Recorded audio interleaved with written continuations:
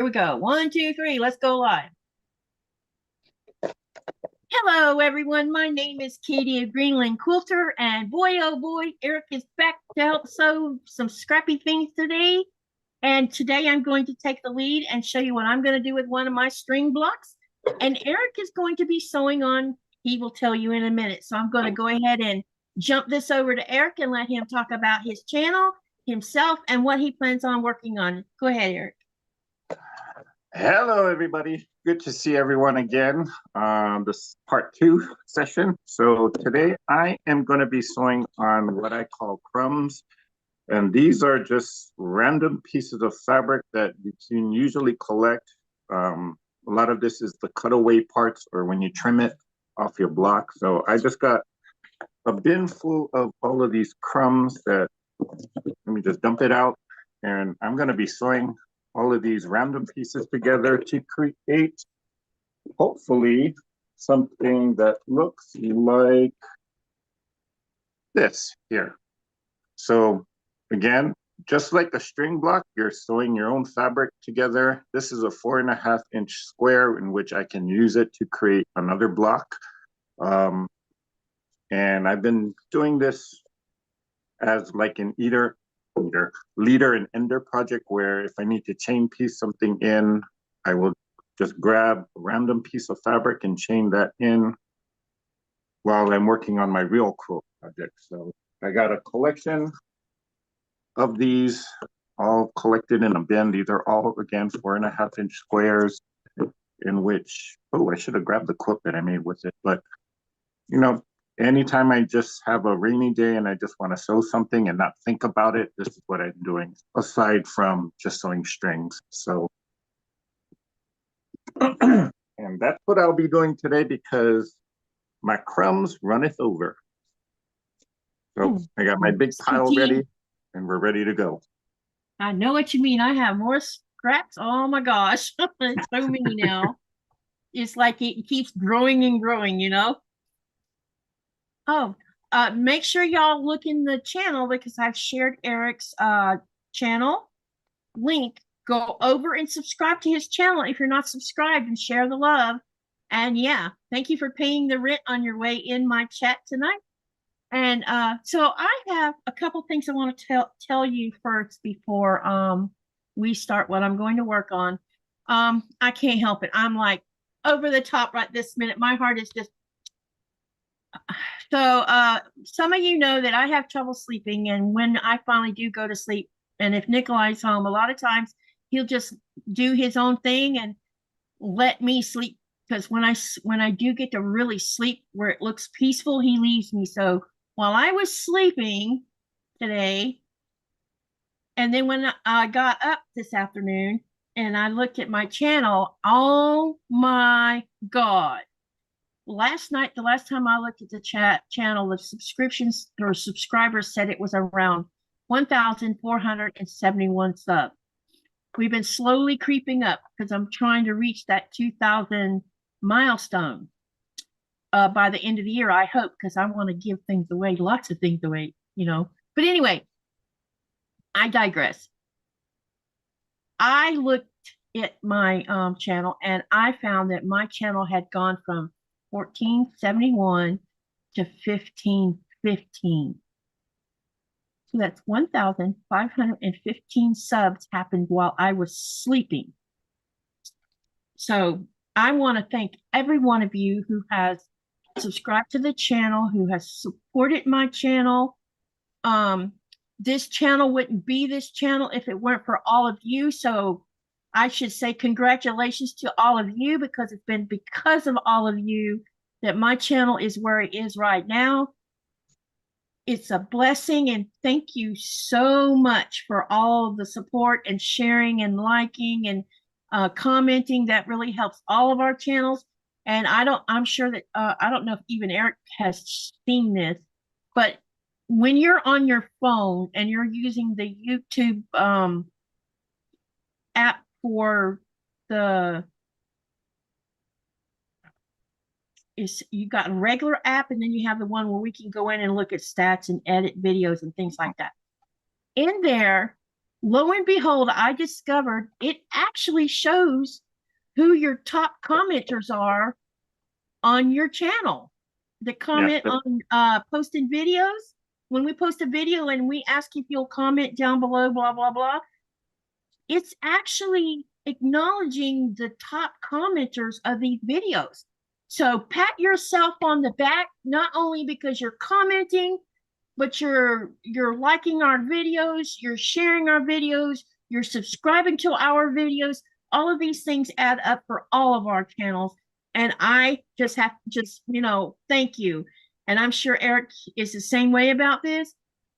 We as creators don't sometimes something unexpected like what I discovered today happens, and I gotta say thank you to you, because it's because of you that this has happened. So thank you.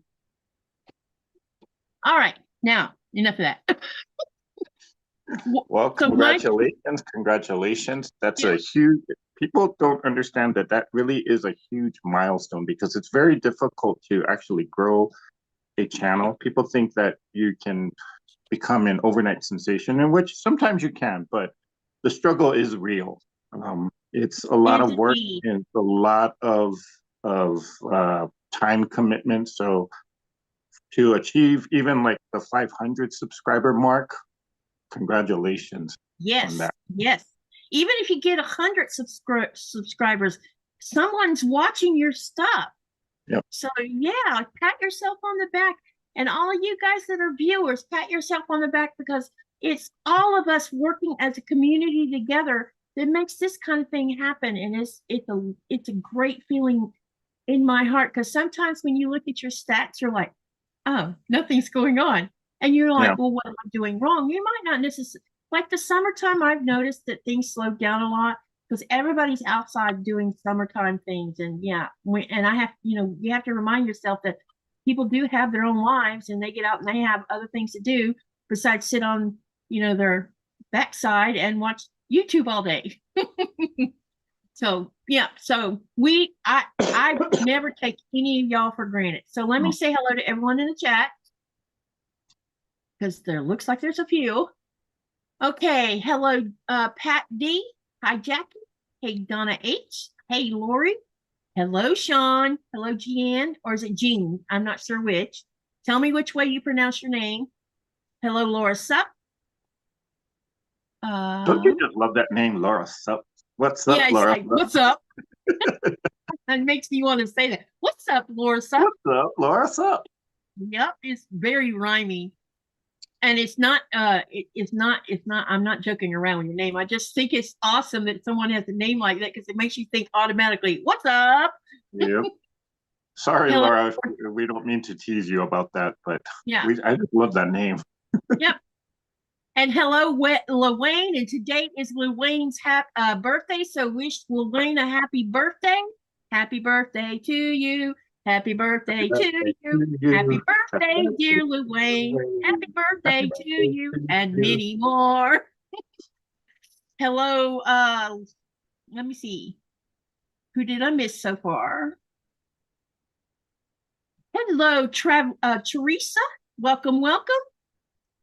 Teresa has come off of the I met Teresa. She's the channel called My Traveling Gypsy Carrot. I think I say that right. Carrot, or is it? Yeah, I'm bad with names sometimes. Anyway, I stumbled onto her channel because of the Tuber Chat channel that I am going into on a regular basis, and he gives really great advice on how to grow your channel. He concentrates on smaller channels, not these 1 million channels, but the ones that are below a certain subscribe numbers, and he gives you lots of great advice. And he also interviews people who has went from nowhere to somewhere with their channels, and they give you great advice too. So it's a great channel to kind of like slip into.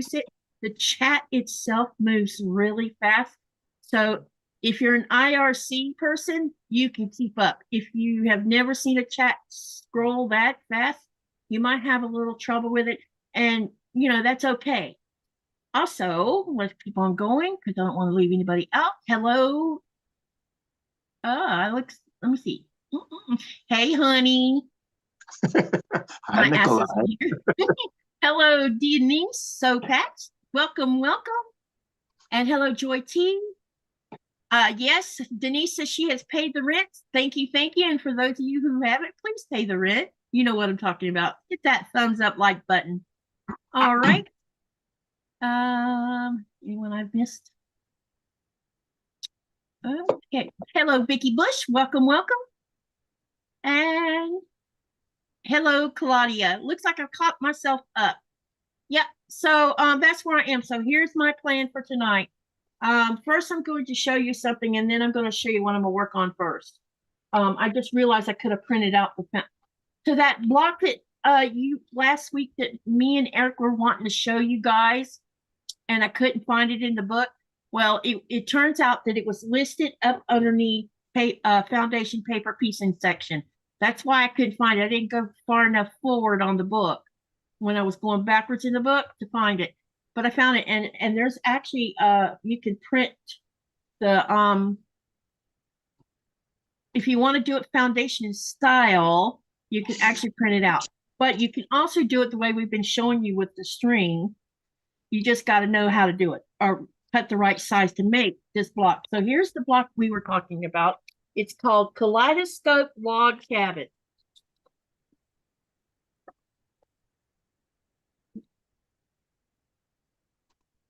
And that's what it looks like. See all that potential for scraps? This is a perfect block just for that. And it down below, it shows you how to put the block together.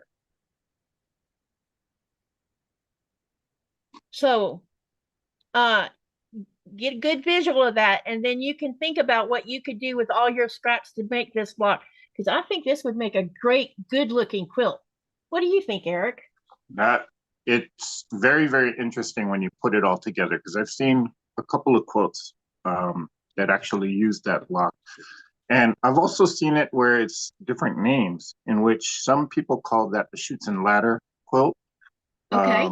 Some people call it the stepping ladder quilt. So it's one of those things where it's the same block, but then it's got like 10 million different names to it, and I don't know what the official name is of it. So I was kind of looking at the Barbara Brackman Encyclopedia of Quilt Blocks, see what she says about it. Haven't found it yet, but when you see it kind of come, or the blocks kind of come together, it looks like a Jacob's ladder made out of string quilts or string pieces. So it's very interesting. It is indeed. Okay, here's the information. It's block number 232. It's in this 1000 blocks book by Quilt Makers. Okay, it's page 123. This block says it's by Anita Grossman Solomon, and it's called, and she's a Make It Simpler. So she actually has a website called makeitsempler.com. And I don't know what book you're talking. The book I saw Donna showing last night had to do with log cabins with a twist. So I don't know if that block was in that book, because I don't have that book. But this book I bought from Amazon, and back during that time frame, it was $29.99. So I don't know what the going price is for right now. But Eric had a point. I definitely am going to buy the encyclopedia quilt block book, because it shows every block that's probably on the planet right now in that book, and it'll show when it first originated, what year it was, and what it was called back then. And some of those probably still are called that now, but it's really great because last one of the lives this week, we were talking about what is the oldest, most famous quilt block out there. And when you go and you put that question in Google, some are saying that the log cabin is, no, not the log cabin. Yeah, the log cabin is the oldest block out there, because when people were migrating to the United States, a lot of people would make those blocks to honor home and hearth. That's what that block is about. But then I also noticed that there was some web pages that was listing there's like 10 or 15 blocks listing them in a different by number in a different direction. So I don't know which one is actually technically the very first quilt block that was made. So good information. Hello, Kim. Welcome, welcome. So this is where you find it. Or you saw me show you the picture, and if you're a visual learner or a visual person who can make things by just looking at something, if you look at it, you can figure it out on your own, and you can make your own size block. This is one thing I like about anything. You can look at a picture and say, oh, I want to make that block, but you don't want to buy the pattern. Screenshot I don't know if we're allowed to say this or not, screenshot the picture of the block, and then you figure out the dimensions yourself and make it all yours. That's all you got to do. Okay. So tonight, I just looked it up on Amazon. The book is running for about $35 to $40 if you buy it new. Up. Wow. Yeah. I wonder why they're jacking up books that's already been published. Well, it's the price of everything in the States, where inflation is just going crazy right now. So what used to cost $1 maybe 2-3 years ago is now costing almost double that today. No, but if this was published and already printed and it's sitting in a warehouse, thousands of them, why are they jacking the price of it up? Because the price of storage, price of wages, price of transport, all of that affects the price of how they sell it. So even if it is already made, that's only the manufacturing costs. You got other costs that also affect the price to sell it. Okay. So, for example, credit card fees are going way up now, whereas most small businesses, they could probably get away with doing like a 3 or 4% pre-COVID, or even 2%, because the credit card company actually takes a fee every time a customer swipes the card, and it doesn't get passed on to you. It's the business that actually has to pay it. Now, those fees have been doubling and tripling since COVID times too. So there's a lot of other factors. It's not just the cost of producing the book, it's everything else that adds up. Okay. So this book has a copyright of 2015, and it came with a CD. So I don't know if these newer books are coming with CDs or not, or the ones that are pricier now. So I don't know. But either way, even if it's $48, it's still worth having it. I mean, it gives you so many great ideas. Or like Eric said, find a used book, online used book, and see if you can't find the used book there. The disadvantages to a used book is you may not get the CD with it. You know, there's that potential. And I went on their website to see if they actually have all these blocks as digital, and best I could tell, it's not there. No. So there's that. All right, onward we go. So I'm taking the lead tonight, as Eric mentioned, and he's going to be making front blocks. So what I'm going to do is, y'all know that I've already made several of these 6-inch string blocks, and I used just regular, very thin interfacing on the back of mine because I'm going to leave it on there. And I'm like, well, what can I do that would be interesting? Since last time Eric showed you how to make a star using your string blocks and a turn dash using your string blocks. So what I'm going to do is I have taken one of these and I've cut them into, this was 6-inch, and I cut them in half. So they would be these are 3x3s, which is what you can get out of a 6-inch. And then I also cut 4 3-inch squares out of this particular color of a batik. Okay, you can pick whatever you want. So now so if you're going to do this, what I'm going to do is I'm going to make a pinwheel, and I'm going to go out from the pinwheel, and I don't know, I haven't decided on which way I'm going to do that second row. You do the main pinwheel in the middle, and then you have the outer part of the blocks, which means I'm probably going to need more of these, just plain blocks because of the corners. But anyway, I digress. Make sure if you're going to do this to draw your 2 lines so that you can make a half square triangle. Okay, This is a learning thing that we're going to experiment at the same time. There is lots of seams on these smaller blocks, as you can see. So when we put turn this into a half square triangle, you're going to have all these seams running across that bias. So you got to be mindful of that. So it may turn out to be a wonky block. And you're going to say, well, why are we wasting more time? We're not wasting our time. This is a learning thing.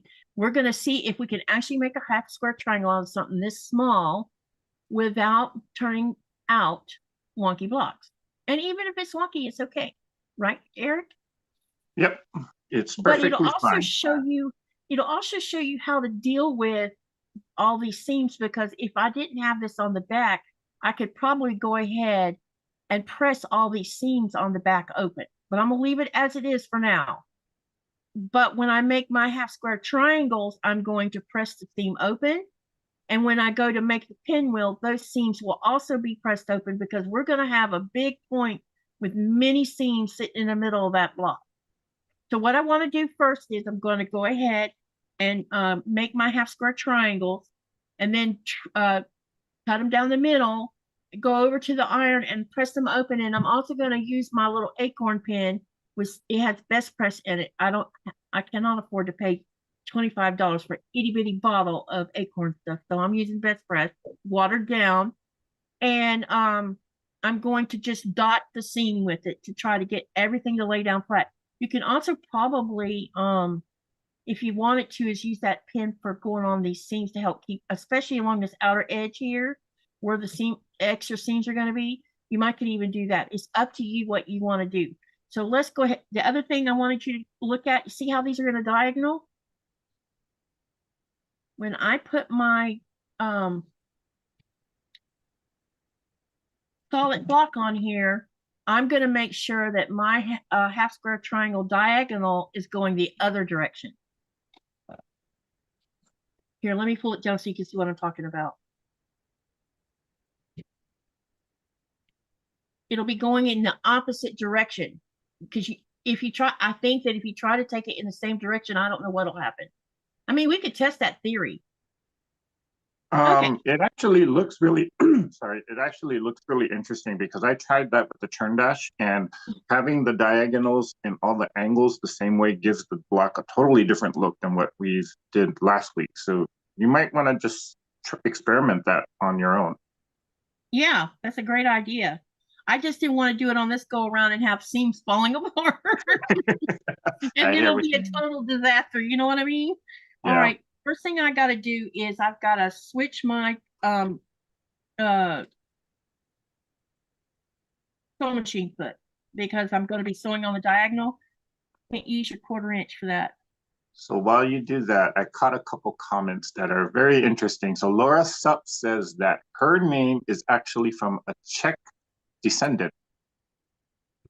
Oh, wow. From the Czech Republic, huh? Uh-huh. Cool. That's awesome. I just love people's ethnic backgrounds, you know? And Nikolai's saying he won't be much in here because he's gaming. Yeah, he's playing. I think he's playing that Star Trek game, and if he gets the least bit distracted, he gets blown to bits. Which really makes him a little uptight, you know? We have to say hello to Kim Burris, who checked in. Hey, Kim. Hey, Sandra K. Welcome, welcome. Sandra K is here. Lori Colgan was asking what page was that. I think you got that answered, but for those that came in after, do you remember what page it was? Yep, that's a good idea. Hold on. I went and shut the book when I shouldn't have. All right, let me see if I can find it again. It is block number 232. It's called the Kaleidoscope Cabin, and it's on page 123. And this is the block we're all talking about.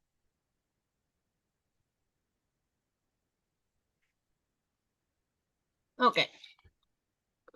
Oh, and here's a good suggestion. Look at Joann's and use your coupons, because they also carry that book in some of the stores. Oh, so you might get a good deal in there. And there. The other Yeah, place you might find a good deal on it is maybe in a bookstore, huh? possibly. I know, like I've been to Barnes and Nobles and I look at their quilting section. There's not a ton of books in that section, but there's some good hidden gems in there that you could possibly pick up on. Yep, definitely. Because I bought a few quilting books in there that I haven't seen even online. A lot, it's hard to find books. Well, you can find books on most quilting stores, but when you go into Amazon and you put quilting books, oh my God, there's so many of them. And then you're like, okay, is this a good book or a bad book, you know? Yeah. Because you don't want to invest. I'm a book person, so I have tons of books, not just quilting books. If you saw my cookbook collection, you'd be like, why? If you saw my plant book collection, you'd be like, oh my God. I have plant books that go all the way back to when I was 14 years old that I have collected over my 52 years of being a master gardener because I love books. The digital stuff does is it's too hard on my eyeball to just spend all that time looking at video or the screen all the time. Okay, So I'm gonna Sewing go with ahead and Lorraine is saying that if anybody is looking for Alexander Henry fabrics, Joanne has some on sale right now. ooh, I'm not familiar with that designer.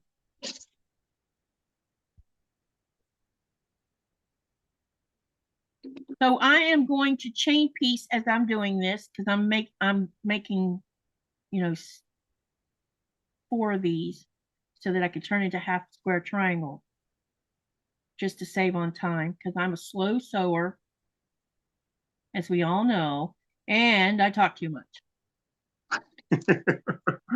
That's not a bad thing. No, but it does definitely, you don't get things finished in a live. Well, as long as you have fun and in the process, that's all I care about. That's very true. I feel like my lives are getting better as far as how I handle it, though.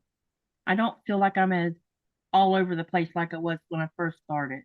Oh, tell me about it. The first time I went on live, oh my gosh, I just didn't realize there are so many things to pay attention to that I was Yeah. kind of lost and just like, what do I do? What do I do? So, Yep. I mean, you got to take a look at the chat every so often just so that you can acknowledge people and make them feel welcome. But you also have to pay attention to what you're doing. And then there's a technical aspect of it where sometimes, you might get booted off the system and you not even know it. And you'll be talking to yourself for a good 10, 20 minutes. I know that feeling. That's happened a couple times. I'll be yap, yap, yap. And I'm like, and then look up and I'm like, uh-oh, everybody's disappeared Yeah. because I got booted off my internet, you know? I am thinking about us upgrading to the local post offices added a couple of more internet speeds that are and we were at the top of the speed up until about I don't know 6 months ago, and they added a 5G something another. I don't know what it's called, but um, it's the internet. They're slowly moving all of the internet over to wireless is what they're doing. I just don't know how that's going to work when we have badass storms. You know what I'm saying? But we'll find Actually, it out, I worked a lot guess. better. Yeah. So I am hoping, I think I want to upgrade to the next one. There's 2 levels now above ours when we used to be the top level. I'm thinking about us moving up 1 notch. It costs a little more, but it might help improve. Sometimes when I watch my videos, I'm like, gosh, it looks a little, I don't know, the quality doesn't seem as good.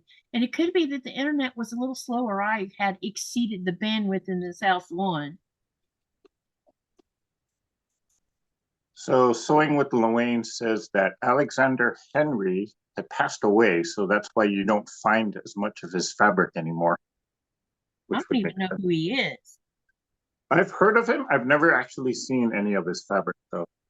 Yeah, but I don't know all designers either. I'm just getting where I can tell you, oh, that's Lori Holt fabric. Oh, that's Yeah. Chelsea and what's her daughter's name? Um Chelsea and something. or her mother in Chelsea. I don't remember. Anyway, and let me see. There is Figo fabric. I can kind of tell the difference of. But could I tell you all of the different batik manufacturers? No. And the reason that is because when you start buying batiks from, when I started out, I was buying lots of yardage from So yeah, before they went up on shipping, and they don't tell you what fabric line all of those batiks are from, so you never really gain a, when you're looking at it, oh, I know who made that one, you know. Now I can tell that they're bought, if it's a Bali, or is it Bali? Bali batiks and the island batiks, I kind of can tell that who they are, but outside of that, I really couldn't tell you. And I know Robert Kaufman puts out some bang up batiks too. Someone said that. Oh, okay, okay.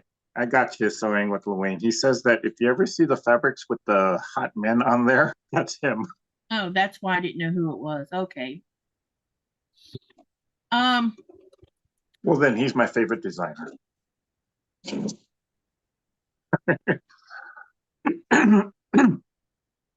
like men buying fabric with hot women on it, I guess. Yeah, yeah. My brain doesn't work that way on that kind of stuff.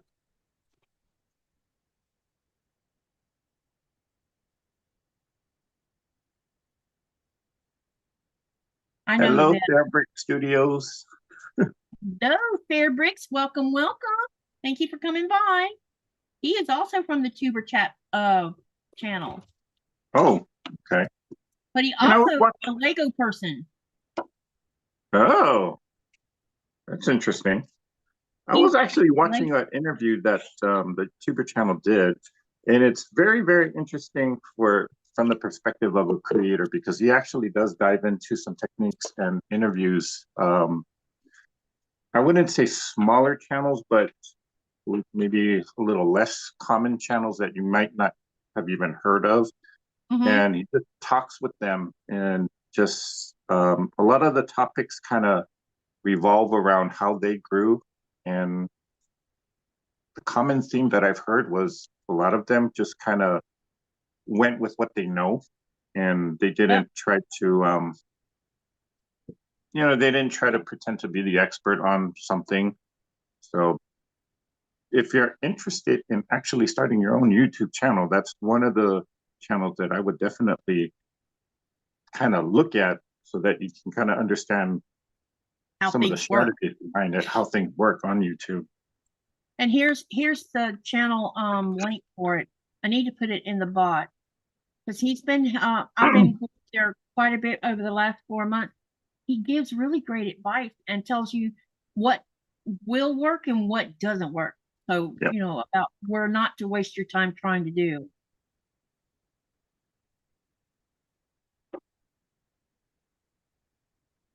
Of course, take it with a huge grain of salt, because what might not work for one topic might work for the other. So yeah, exactly. Someone told me that I don't know, I don't remember when, but a while back said, why don't you separate your Greenland stuff away from your quilting? And I'm like, why? The purpose of my channel and the reason I became a quilter is because I live in Greenland, and Greenland inspired me to get creative on making things because of living here. So why would I do that? You know, I don't get, I get, I'm happy with the views I get of all my videos that relate to Greenland, and they're starting to get more popular, but I'm sharing my life, not just one little tiny aspect of my life. Okay, I have now sewn both sides. Now I'm going to cut this down the center. Oh, I love that blue. Yeah, me too. It's a great petite. Okay, get my rotary cutter and I'll cut it right here. Hello, Quilt Anon, formerly CM. That's a new one. I haven't seen that one before. Hello, Quilt Anon. What does CM stand for?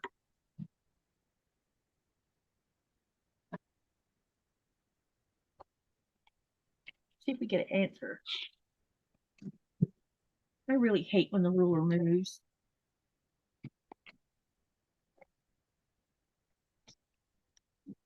One thing I know I got to do this probably either around November, the end of this month or sometime next month. I'm going to finally order some new cutting mats because I really like the self-healing ones the best because they seem to last a lot longer than these hard plastic ones, and I really don't like the hard plastic ones because my ruler slides around too much on them. And I bought these when I first started out, so I didn't know the difference. You know what I mean? Yeah. But I definitely need a new big mat. It's a Lori Holt, and I didn't buy it because it had Lori Holt's name on it because I didn't even know who that was when I bought that one. But Fat Quarter Shop way back when, because I think I've had that one since 2018 or 2019. I'm not sure. And so it was on sale, the reason I bought it, not because it had her name on it. So I didn't even realize what brand it was until I'm like, I need to buy a new one. Ooh, this is going to be pretty. Look, I'll give you a peek. Ooh. Okay, so what I'm going to do is I'm going to press them first, okay? And then I am going to put a little tiny bit of starch just on the seam, nowhere else. Trim the corners off, and then we're going to start the pinwheel effect. And I'll do the and I'll show you how I'm going to do that because I do have a small designer mat or design board to show it to you on. And I'm not looking at any pattern. I'm just going to go by how I want to put it. Okay, let's go ahead and press these. I have eight of them to do.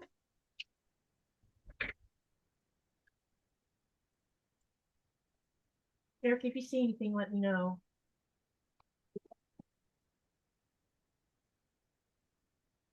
Hey, you know what I realized? You cannot put a hot iron on the back of this with this interfacing. The interfacing will do wonky things.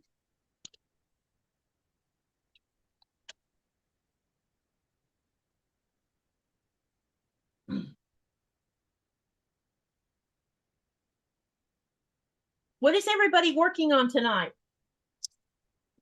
Or today, sorry. It's not nighttime with some of y'all. So Sewing with Luane says he's been watching some of Quilt Mart videos and OMG, I want notions. Yeah. I wish It's us the regular. new form of window shopping. Yep. I wish us quilt people could go to those kind of shows. So I kind of threw a question out there in the chat. By the way, if you don't know the person, Eric Oda, that's me.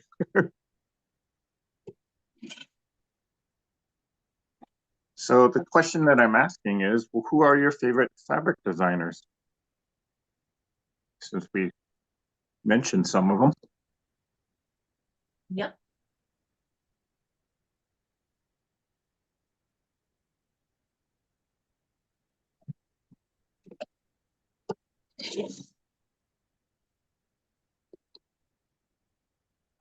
Joy T says Tim Holtz.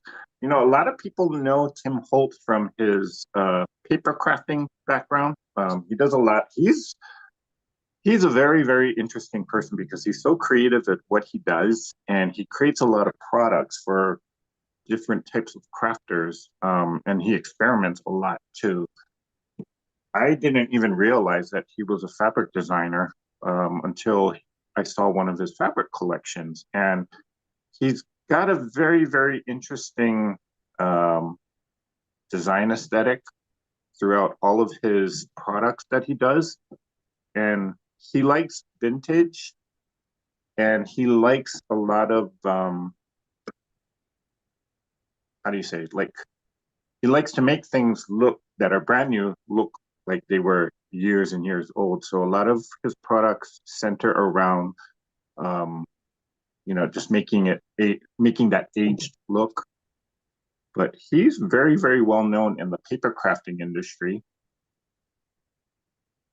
And I Well, was that's kind of about excited to actually see one of his fabric lines because it's so unique and it's so different from any other type of fabric that I've seen. For some It's reason, I not thought he everybody's was cup of tea, tied though. to animation too. Yep. Yep. In fact, a lot of his inspiration actually comes from Disney, which if you look at his stuff, it's like, what? Disney? But then he explains it and then you kind of see it. Yep.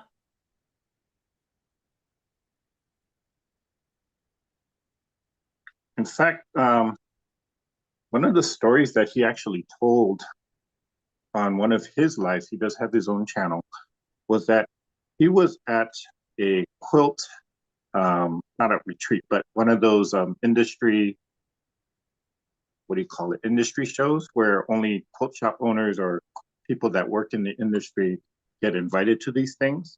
The quilt market. And quilt market, thank you. And this was his first fabric collection that he was doing. And guess who actually walked up to him and said, hey, you got a different perspective, keep up with this. It was Tula Pink. And he never Nice. forgot about that.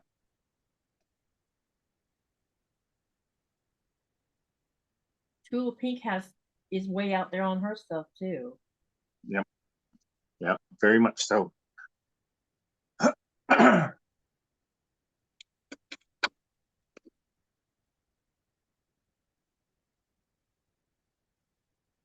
I'm trimming off the corners now, and then I'm going to go, after that, I'll go ahead and press the seam open. Let's hope for the So best. Quiltanon says she likes Elizabeth Hartman quilts right now. Hello, my so-called life. Saying hello to everybody. Hey, William. And Pat DiPietro says, I really don't have a favorite designer. I love them all. Yeah, I'm in that bucket too there, Pat. I like what I like.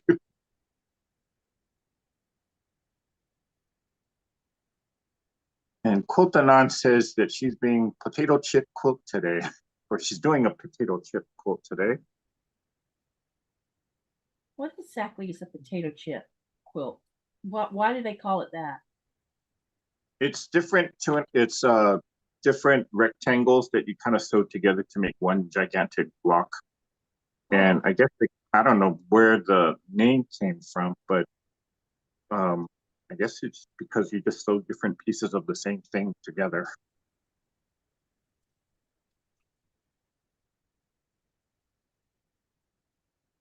And Sewing with Luane says, not sure who I like the best, but the one I don't like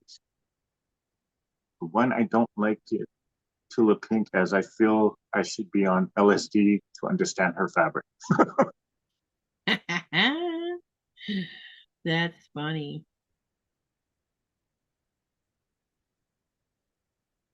Donna Hoskins says, I like to go to quilt shops and pet pretty fabric, but I don't necessarily purchase designer fabric lines.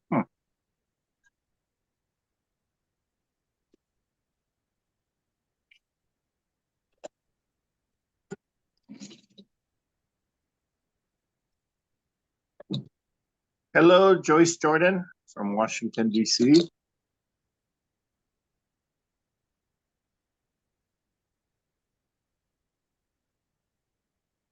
So I'm just sewing these crumbs together, and I'm not giving any care in the world as to what colors I'm picking. As long as it's not the same fabric next to each other, I'm good with it. This is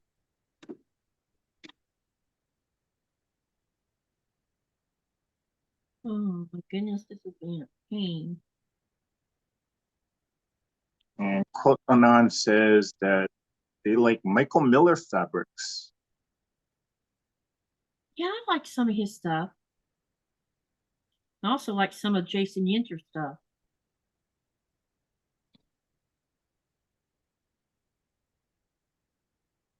I don't think I have one that just rocks, design wise. I'm all about, we all know what I'm all about. Batiks.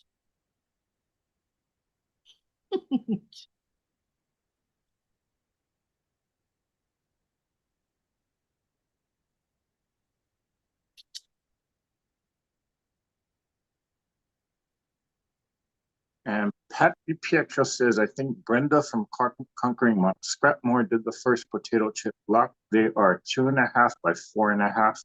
I'm not sure if she is actually the first, but she might be the first to be, or the first well-known quilter maybe on YouTube that did it. I actually learned about the block from her as well, but I do know that there are a few other smaller YouTubers that actually did videos on that when I did my own search about the on YouTube for that quilt block. So, and it doesn't necessarily have to be a 2.5 by 4.5. I've seen like Soya Brothers, they did it as a 6.5 strip. So one of those things where you can just kind of create your own. Yeah, I've heard some comments about that. I don't remember who it was, but they said I was the designer of that one, and I'm thinking, you know, we all know that these blocks, even if you've never seen one before, you can actually think you're designing your own block when someone's already did it along before you ever figured it out. Yeah. You have to look at that in a different way. And I'm going to have to trim these blocks a little bit, I think.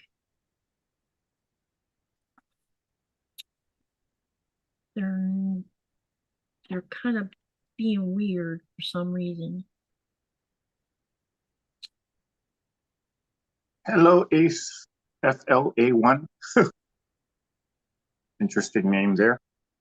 3, 4, 5. Yeah, they live in Florida.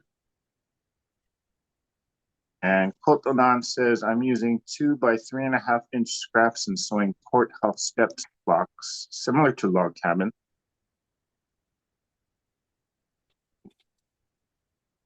Sorry, guys, I'm trying to find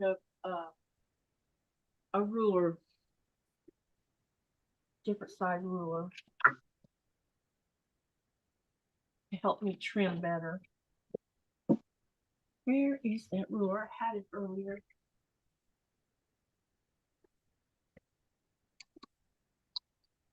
Sometimes I think my house eats my ruler.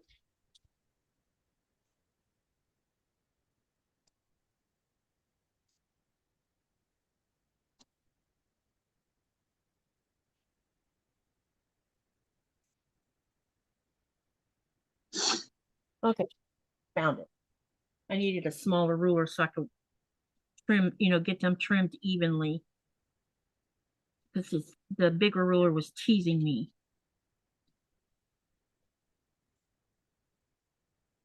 So the blocks are going to be around 2 and 5/8.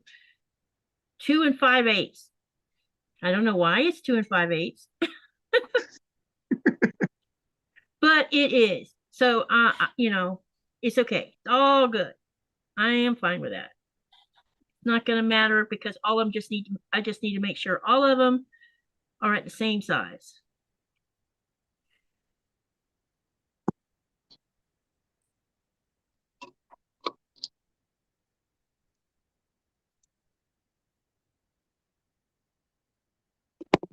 Wrong direction. I'm just checking them. Sorry, something happened with my camera here. Let me turn off for a second so you don't get dizzy watching.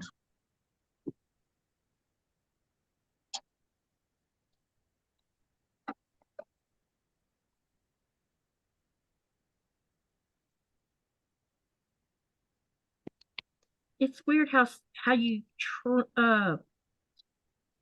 sewing these, and I guess on the string block part of it, there must have been a little bit of a movement or something. Because when I was trying to line them up a minute ago, one of the blocks looked like it was bigger than the other one, but it's because it was a little wonky for some strange reason. So I'm fixing it. It's like it had a little extra on one edge of it, which was kind of odd.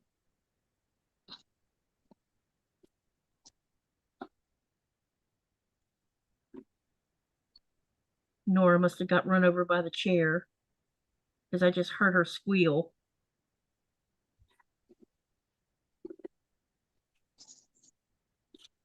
John Sometimes, here says the potato chip block is at least 100 years old. You just Googled it.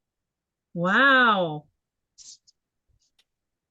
It's funny, even though it's that old, I've never heard of it until one person on YouTube actually put it out there.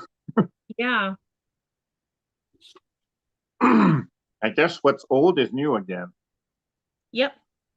Because the first, I think it's gained in popularity over the last year, I think. And I'm like, what's potato chip block? Because everybody was talking, I'm making a potato chip block. And I'm thinking, what is that? 1, 2, 3, 4, 5.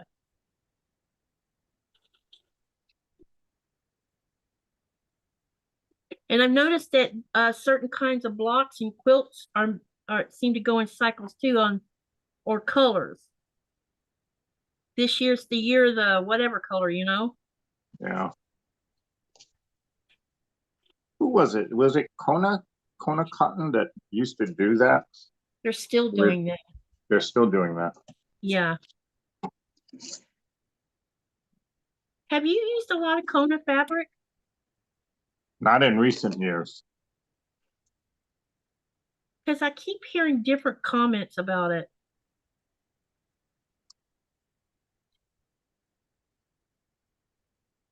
And I wondered if the comments I hear, through the grapevine are true or not.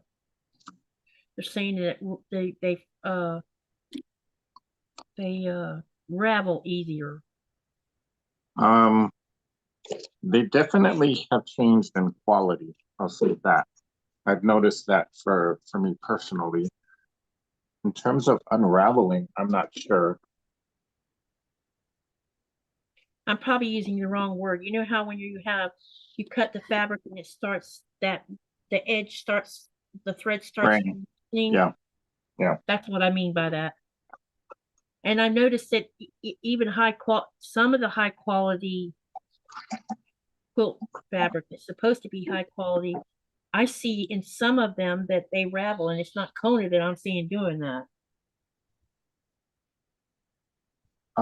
Pat is asking, Eric, do you always press your seams open on your crumb blocks? Yes, I do, because sorry, because of the fact that there's a lot of seams in there. I do find that pressing them open kind of lessens the bulk in the background. And a lot of people don't realize this, but when you use a crumb block like this and you try and quilt on it, it's very, very difficult. If you have your seams pressed to one side, there could be like one spot where you have 8 different fabrics kind of coming together. So it's very difficult to actually quilt right through that one spot. So in order to alleviate that, I do tend to press the seam allowances open on a quilt or on a crumb block like this. Okay, I'm going to show you what we're going to sew together first. We're going to sew this together as a pinwheel.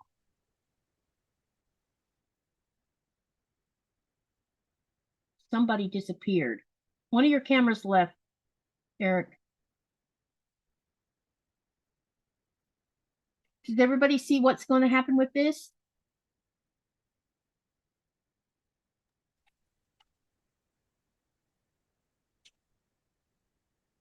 I'm waiting on your camera still disappeared. Go Okay, ahead. go ahead. Yeah, go ahead. I'm going to go ahead and start sewing this together.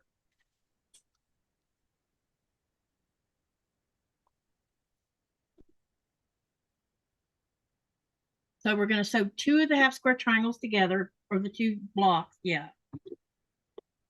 And I'm probably going to be, I need to change feet. Uh-oh, there it is.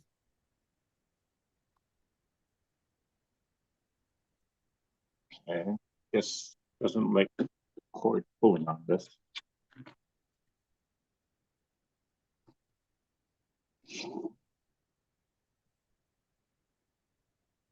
Oh, you're welcome, Pat.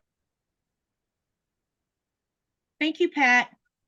So I'm going to sew all 4 of these blocks together to make the pinwheel, and then I'll show it to you. And then we're gonna move out from that. And I do definitely think I have to make some corner blocks, solid blocks, you know what I mean? Or I could just do some kind Not of, big enough. I don't know, we'll see when I get to that corner. I forgot about that when you were making a pinwheel block.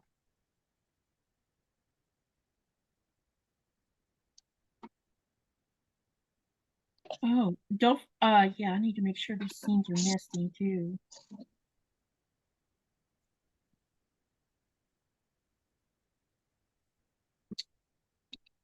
I'll be glad when I can get where I can nest seams without having to press open.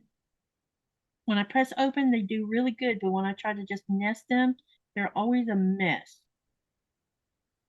Even as many times as I've tried to make sure those seams are lined up properly. Someone suggested to make sure that when I'm sewing the seam, to make sure that the overlap is facing toward the needle, not going away from it. It'll prevent it from moving. And I didn't know that. Okay, let's get this first one sewn. The issue that I have with this machine is sometimes the feed dogs don't grab the fabrics evenly, so the bottom fabric will actually slide a little, just a hairline over, and then when you open the block, sometimes it just doesn't match up. So Yeah, um, I know what you mean. I have to, if I really want the point for that seam to be accurate, I have to put a pin through it. Yeah.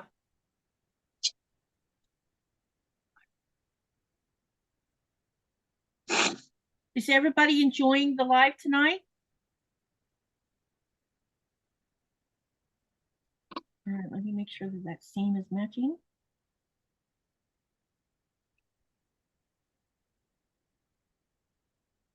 Sewing with Luane says, referring back to the potato chip block, he would say that it's even more than 100 years old, as that would be 1924, but I think it goes back to the 1880s. Wow. Wow. So that means they were some were probably hand sewing them then.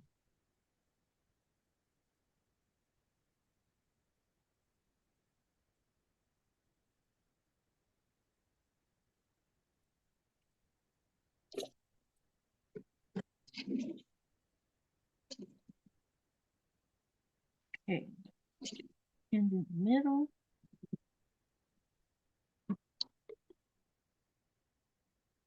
All right.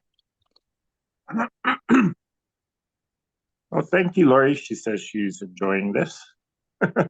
Yay, I'm And, glad. and Pat says she likes watching both of us sew. Thank you. Okay, now I have both of them. Let's see if my seams are okay before I continue on with this pinwheel. That one looks okay. It's not perfect, but it'll work. I'm not looking for perfection. I'm just making sure that the seam is the same. You know, the 1/8 or the 1/4 inch seam is the same on both of them, so you don't end up with a point being, what do you call it, floating point? Mhm. Because I know you've had that happen where you have a floating point while the rest of them all come to the center like they're supposed to. Okay. Sorry, not sure what is going on with me. I got a little congestion when I woke up this morning. Probably allergies, unless you've gotten around someone that's been sick.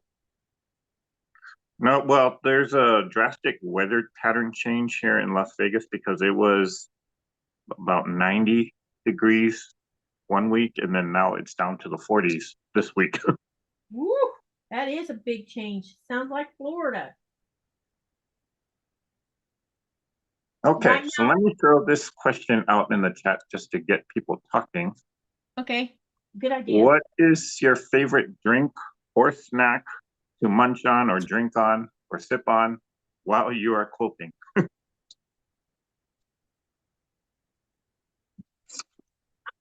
So if anybody drinks while they're sewing. I do.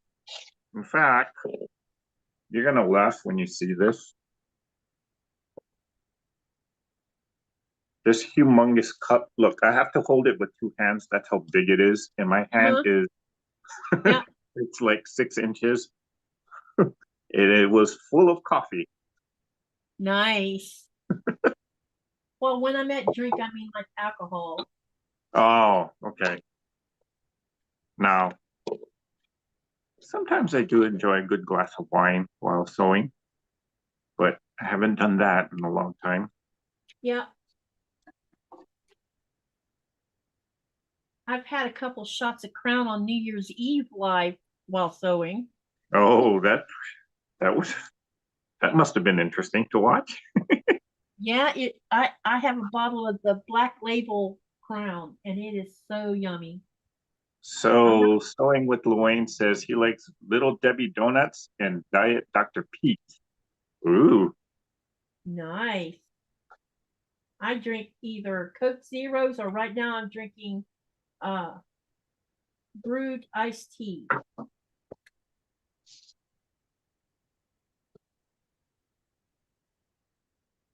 I'm not much of a hot drinker at all.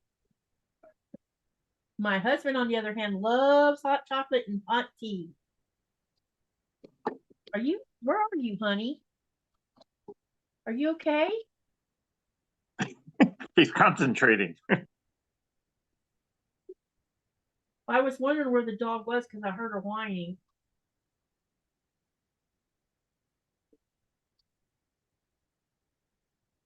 Did you feed her all Hi, the rest? Frank. Frank Manette is saying hello to everybody. Hi, Lynette. Wish it was my Lynette. I would love to see one of That's my Frank kids. McNett. Oh, Micknick. Oh, gotcha. I hope I pronounced that right.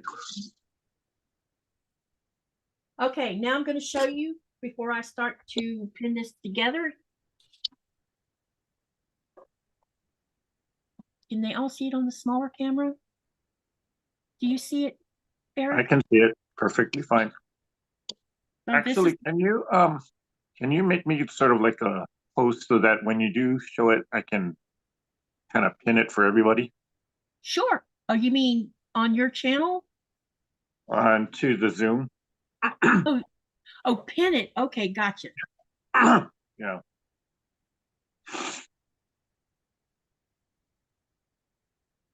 Oh, there you go.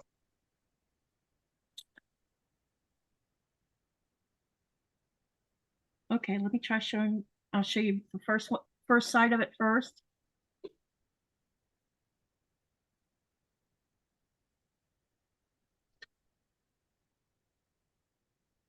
Wow. And then I'll show you the other side that's going to go together with it. Nice. Nice. This is going to be fun putting it together. Yeah. Okay. Let me unpin myself again. All right. So what I'm going to do now, wait, I'll spotlight it again so you can see what I'm going to do. So you know what I'm planning on doing here. Hold on. I should have did that before I turned it off. And every time I do that, this thing wants to, do you want to unmute? No, I do not want to unmute. Now what I'm going to do is we're going to sew these two together, matching the seam in the center, and make this pinwheel. That's the next step. And you see there's going to be lots of seams going in that middle. But what I did do on the back on this part is I sewed, or I pressed the seam open for this part of the pinwheel. Okay. All right. All right. Let's get this done. You know, I love pinwheels. They're a pain, but I like making them. I think because they're a challenge. To this day, I still have a very, very hard time getting that center to match up. Yeah, they're not easy.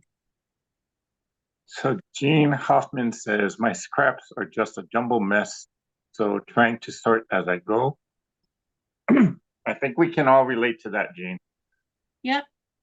And the other thing you can do is just put up, if you're wanting, ouch, if you're wanting to like make string blocks, just grab a big handful of them so you're not overwhelmed and just work with that handful to start with.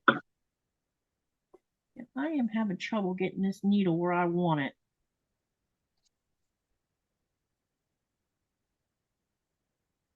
Oh, there we go. Finally.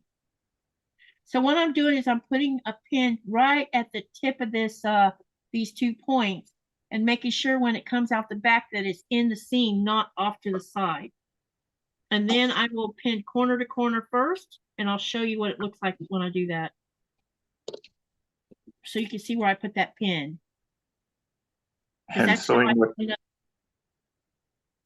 Luane says, MSQC is an influencer to get us to drink while sewing, as they put a mug in every holiday box. Yeah, I have a few of her mugs. I didn't buy this year's Christmas box because I didn't have money. We've been supporting 2 households, so all our money's been going to that. So my buying of a lot of fabric hasn't happened this year like it normally does. I did buy background batik, which I bought, I think, 11 yards of that. So I didn't want to run out of it because I have multiple projects that are batik that I want to use that background for. Okay, let me spotlight this again, and I'm going to put this up as close and hope you can see what I did.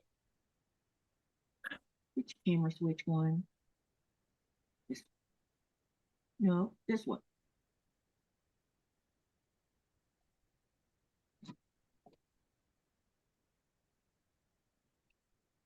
Okay, let me show you what I did.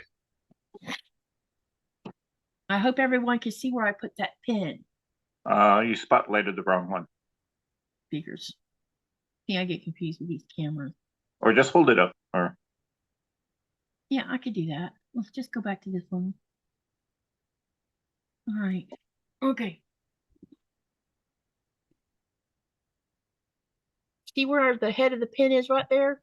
I put it where the point, those 2 points are where the 2 come together to form that point. And then when I come out the back end of it, I don't know if you can see it or not, but it's right there where that point is. That's how I line it up to start with, because you want to make sure when you're doing your 1/4 inch seam, you don't want to cut off your point when you're doing it. Or you're going to try not to do that. Put it that way. Oh, Denise says, for the 3rd time, what is the name of the 1,000 blocks? Thank you. Okay, so sorry. The name of the book is called 1,000 Blocks by Quilt Makers. If you need to know who the, I guess the printers or whatever, it says Fons and Porter on the inside.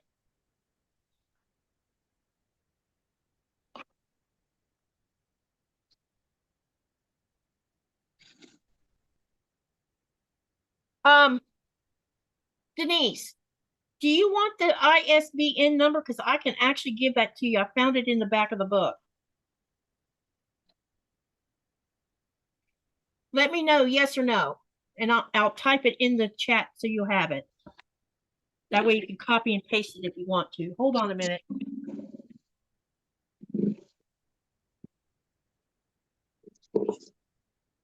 That's ISB. Oops. I'm not even there yet. Oops.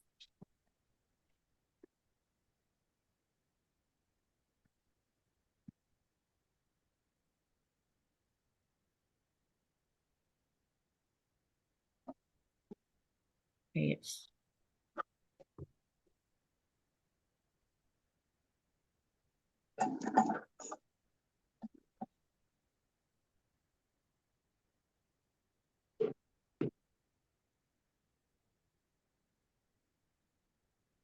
hey, Joy T is asking everyone, has anyone seen Robin Marie? No, I haven't. Actually, I don't. Oh, like forever. She's just dropped off. I hope nothing's happened to her. I'm with you. I'm wondering what happened to her.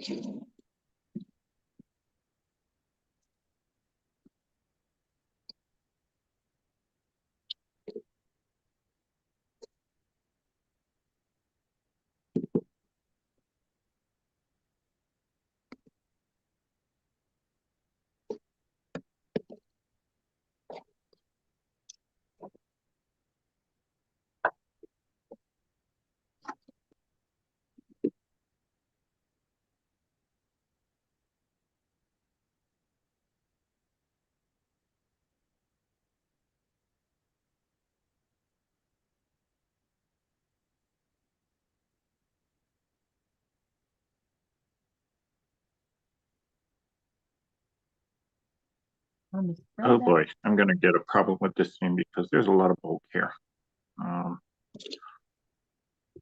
Trim this off.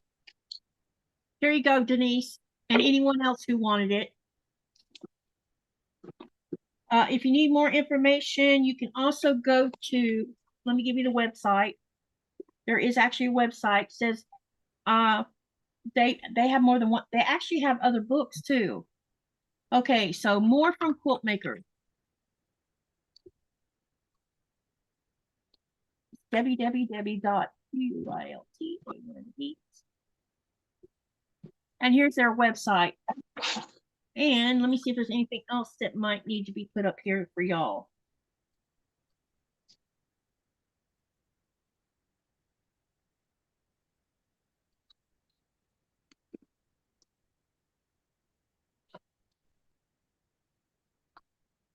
There is actually a phone number for this book too, believe it or not.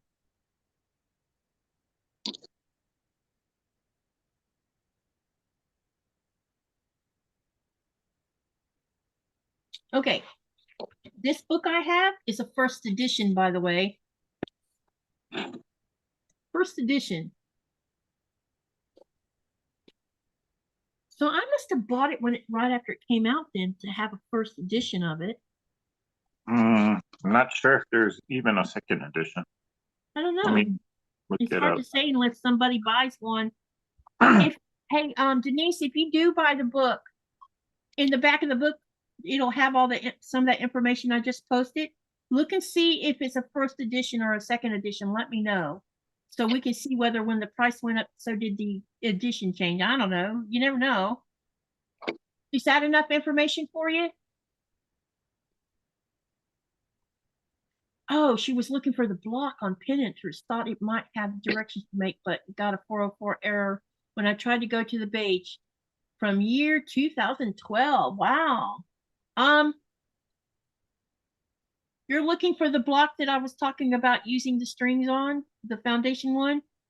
Email me and I'll help you figure it out, okay? My email's over on my YouTube channel page. It's going to be fun trying to put a pin through this bulk so that it doesn't move. Did you figure out your bulk situation, Eric?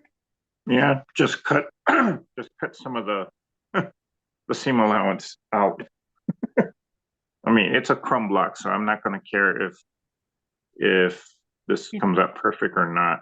Yeah. A lot of people don't know this, but one of the tricks that I actually learned from one of the fashion designers when following their channel is sometimes when you do have a lot of seams kind of coming together, it's not going to hurt the integrity of whatever it is you're sewing, just if you trim it off or trim some of that excess off. As long as you're not breaking or cutting right through the seam itself, you're okay. Lawayne, mine says copyright 2015.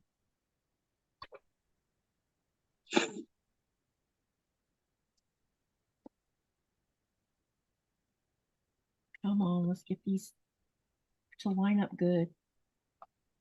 I'm not looking for it to be perfect, but I want y'all to get the idea of what it should look like. Having a hard time getting pins to go through all this bulk though, which means it's probably going to have a hard time with my needle on the sewing machine.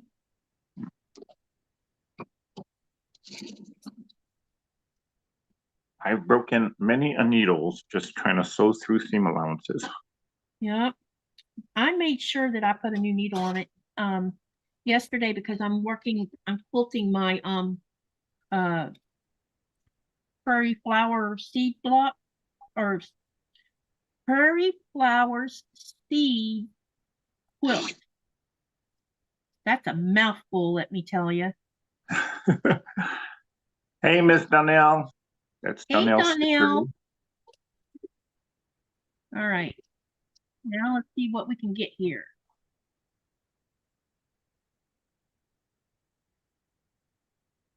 I want to make sure my needle goes right on that side of the point, not through the point.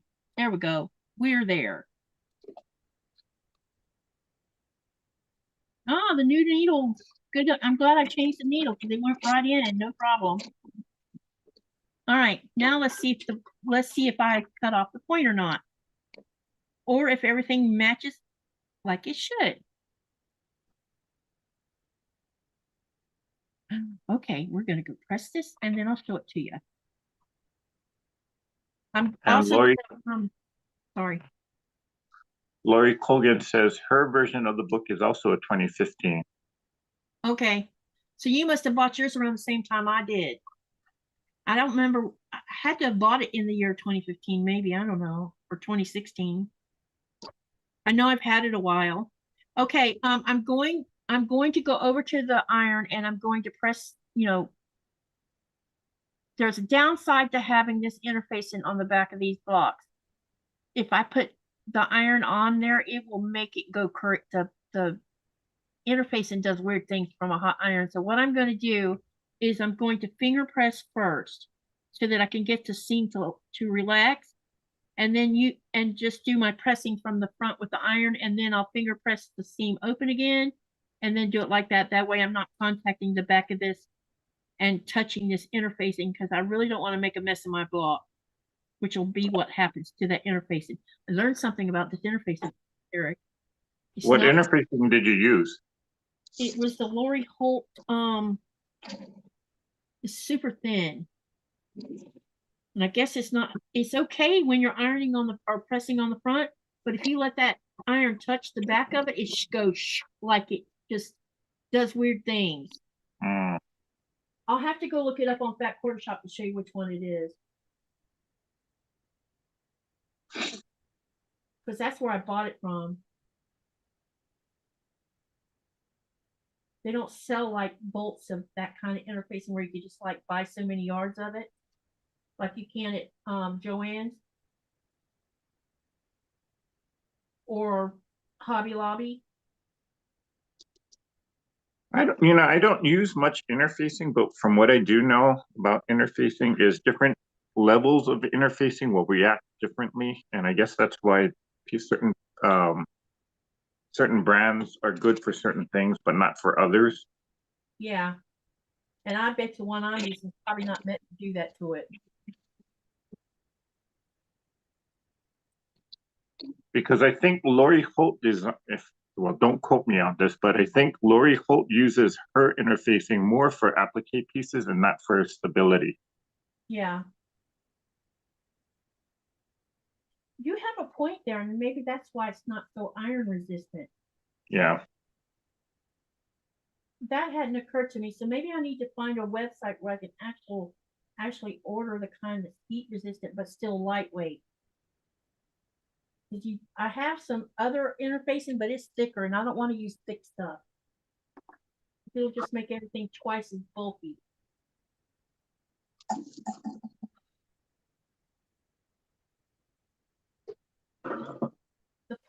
The point on here is not perfect, but it's there. I don't know, you might not even see it.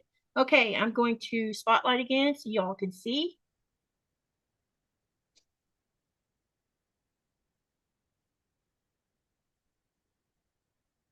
Where did it go?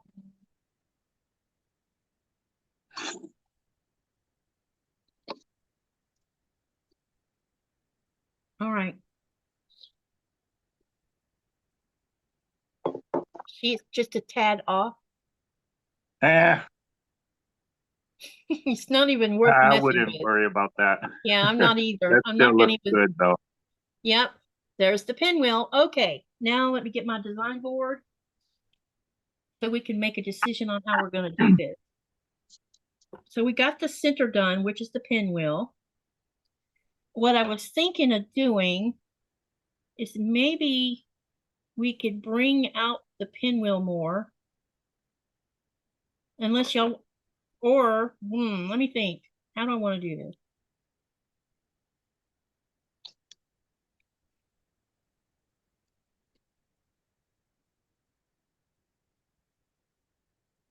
You know what? I'm not going to have enough. I'm going to have to make more. Oh my gosh. I just realized something here, Eric.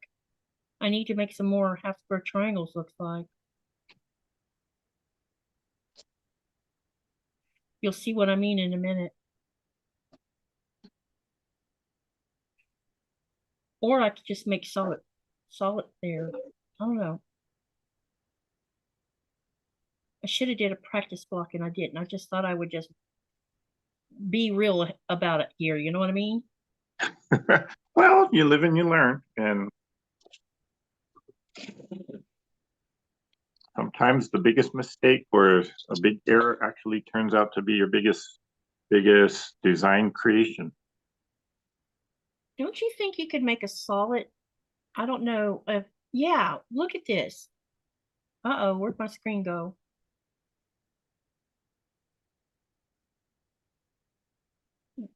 Okay. So you could bring this out and then I could just do all of this in this solid. What do you think?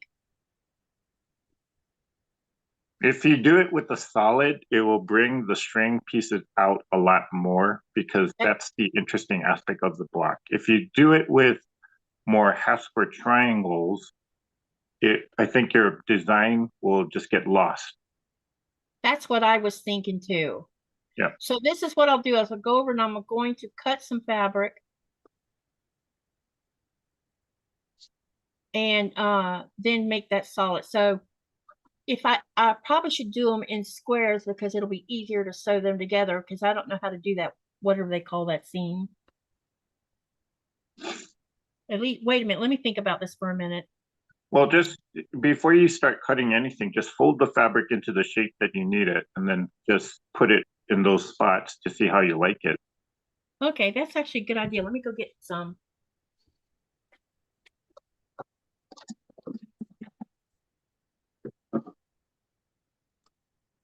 Okay, got this big piece. Big piece of random scraps here. I'm gonna get my 4.5-inch ruler here. Oh gosh, how do I position this? I need a small little, I got a small opening right there, so I don't know.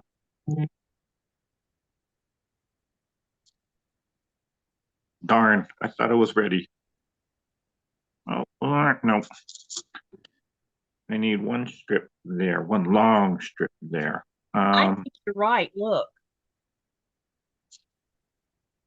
Yep. But try it with one of the string pieces just to see how it looks, and then you can kind of make a decision there. Yeah, I'll just Or swipe one. or maybe leave that solid fabric where you had it, and then put the string piece in a different position to see how you like it. So you can compare the two.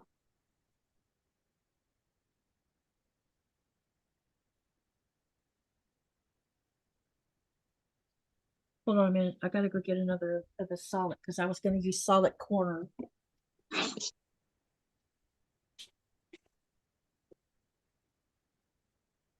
Okay, so we're gonna use this on this end. Pin it in there. Then take this, and this is gonna carry over. Oops, I need to move that pin for a minute.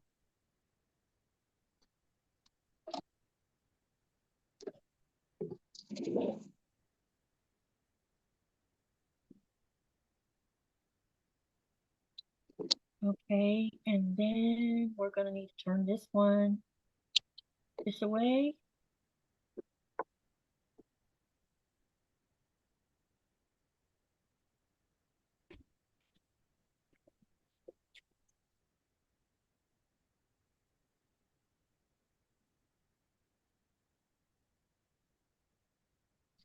Hold on. Oh, here we go. Yep. Knew I had another piece over here somewhere.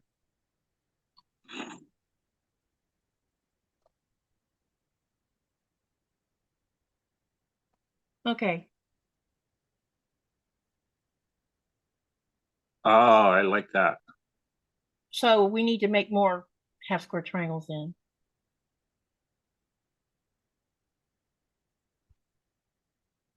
Wait.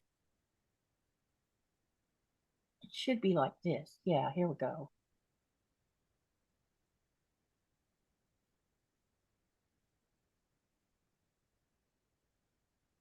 What do you guys all think? Now, what's y'all's thoughts? Well, they say go with the solid. You know, since we're experimenting, can you put those half square, so you got the center pinwheel, can you Yep. make it so that the solid actually forms that diamond shape instead of the strings? You mean flip these around? Yeah, but also make it match to the pinwheel center. I don't know if you know what I mean.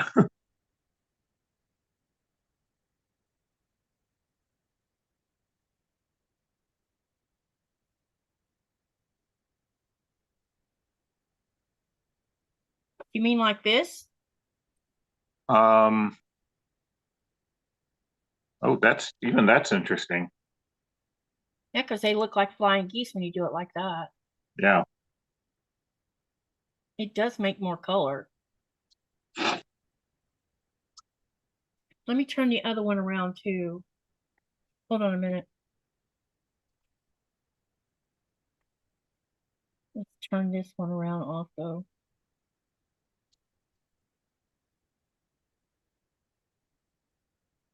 So you can see two sides of it like that. Oops, wrong way. Let's get these angles right.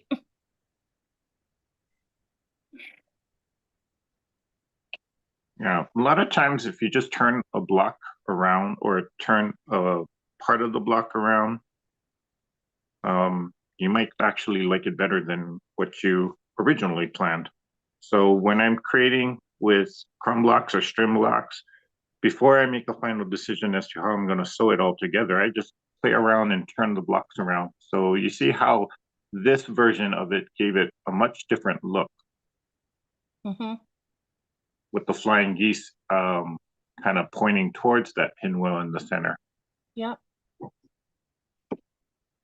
Okay, flying geese, solids where the propeller, whatever you call this part of the pinwheel comes out, or put in more half square triangles. Put the I like string, the first option better. the first option were the solids. Yeah. Someone says put the string half square triangles on the outside of the four corners. All right, let's try that too. See what that looks like. I hadn't thought of that. All right, and make the centers, or yeah, okay, gotcha. All right, so we're only going to be able to do this on two sides. So let's use this long piece as one of the solid side. Oh, wait. Yeah, okay. Then put a pinwheel, a half square triangle. And we could turn this into, ooh.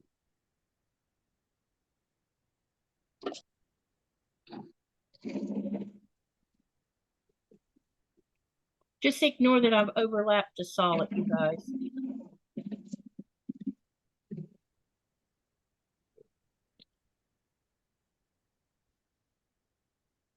Well, this is fun. Us collaborating together, all of us. So Sewing with Luane says, did we ever decide what style this is? Modern, traditional, or mod traditional? Yeah, that's a good question. I don't know. Okay, now here is it looking like this. Wait a minute. Yeah, you can get the idea, right? That's a good call. Now I'm not sure which I like most. Now let me flip those two half squares around where you have the solid toward the middle and the string going out. So I'm going to turn them around.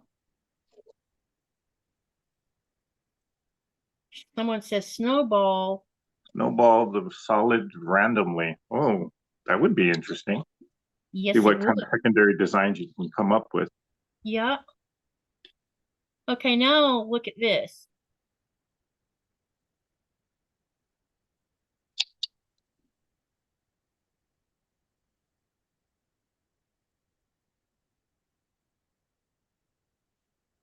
I think the color would look better or the string being turned the other direction on the half square. What do you think? Yeah, Because you suddenly lose whatever that was there. But then if you were Donna to, says no outside. if you leave it like that and then you kind of sew the blocks without any sashing in between, you do get that secondary pattern of the diamond in the center. This is true. But I don't know what I'll be joining the rest of this with because I'm creating right now. Let me turn that back around again. I'm kind of liking this where you're taking and pulling the strings on the outside of that pinwheel instead of it running slap into the pinwheel. So let me turn it back around again. But it, Actually, you know, hang on a minute, guys. Hold on. Let me do something real quick. I don't mind cutting this. Here's what I'm going to do. I got the other two. Let me put the other two corners on so you can see it. 1 minute. Go ahead, Eric. So, you know, when you're doing blocks like this, just don't forget that if you like two different designs, there's nothing that is preventing you from actually just doing one block one way and doing another block a different way. Yeah. When you put the quilt together, because the more variety you have in a quilt like this, in my personal opinion, the better it actually looks. Yep. Okay, other corner on here. And for me, this is part of the fun where when you got all your units sewn together and you start playing around with the layout, that's the most fun part for me. I totally agree. I have to cut this in another piece because I'm going to use this anyway, so it's okay if I'm cutting on it. Larry, you are just the jokester today. He says, how many quilters does it take to design a block? How about a community? Or what do they call it?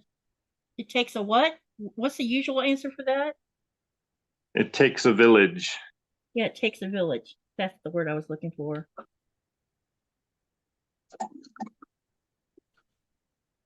Or maybe in our case, it takes a quilt guild.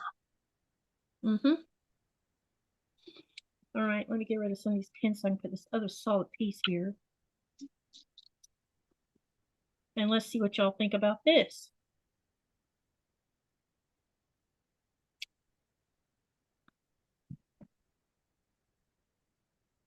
Pat DiPietro is voting for the first option where the half square triangles came out from the center and then surrounded by the blue.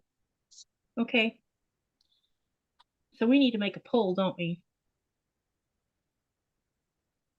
Hold on a minute, you guys. I gotta resituate all of this.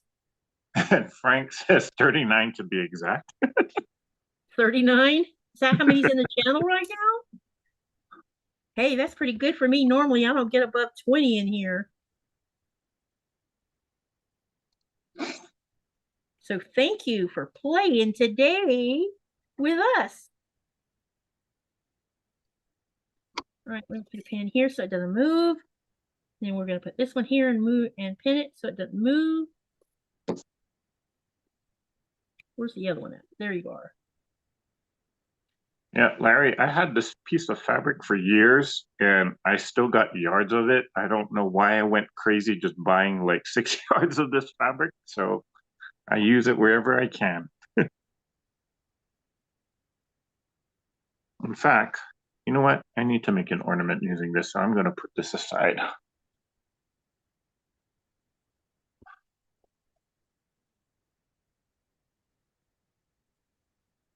Hello, keep kept in stitches. He's checking in. Or he. Yeah, I don't know who that is. Hello and welcome. I might know who it is, and I just can't think of it at the moment. And Pat DiPietro says, I love the creativity that is going on here tonight. Thank you. I'm having fun. This is a lot of fun. Sometimes, though, the hardest part is just making a decision because you like all the options. Yep.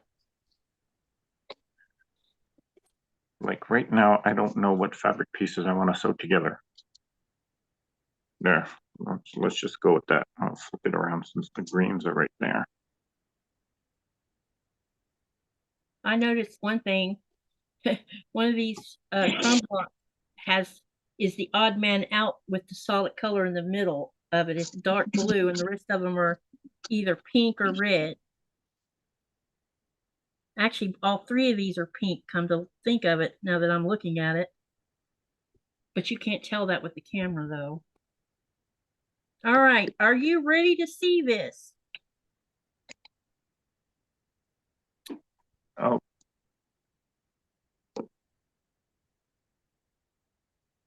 Ooh, I like that. Kind of reminds me of a shoe fly block. Yep.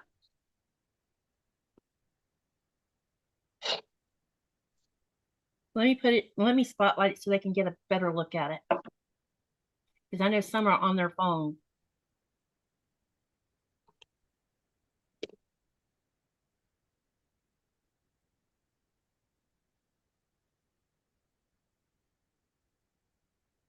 Interesting. All right.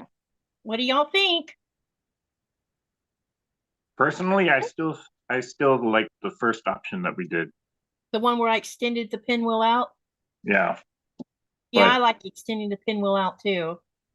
Hey there, Jean. Now I know who Captain Stitches is. That's Jean. Yep, that's who it is. Hey, Mary G. She likes it that way. Frank says it's beautiful. Pat says it's pretty too. All right, should I make a poll and let's do this? Can everybody remember what option 1, 2, and 3 was? Or have we done 4 options? I think 3. I think it's 3. I hope everybody can remember what the options were. So let's say this is option 3. Option 2 was where I turned this around and made it solid. And the other was extending the pinwheel out with the string. Okay, yeah. Let's do a poll and see which one y'all like best. And whichever one gets voted on the most is the one we're going to go with. Sound good?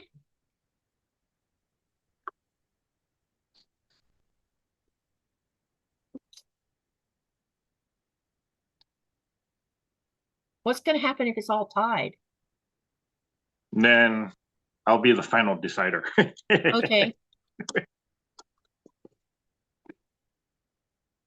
Well, Mary G is suggesting let's just make 2 blocks. Yeah, I'll have to make some more. I'll have to do another one. Yeah, that's a great idea, actually. Half square triangle with string toward the, wait.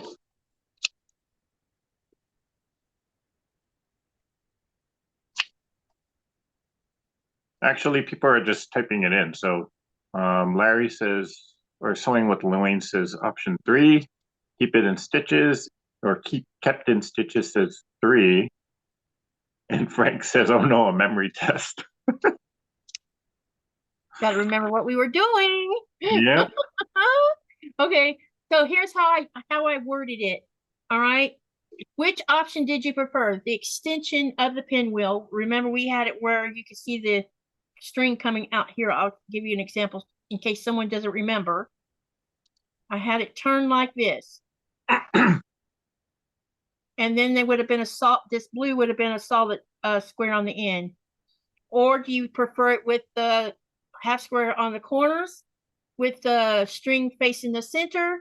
Or do you prefer it where the solid is toward the center and the string is on the outside? Lori says she likes them all. That's the it's definitely an answer. idea to make more than one of these. Yeah, to make them in all. Yeah, you can make a bigger block by doing that too. You know it. Make them each one different, and then sew them all together as one bigger block. All right, let's see where this poll is going. Everybody is saying extension of the pinwheel string. All righty then. I need to make more half square. On the extension of the pinwheel, are we using the solid color for the rest of it?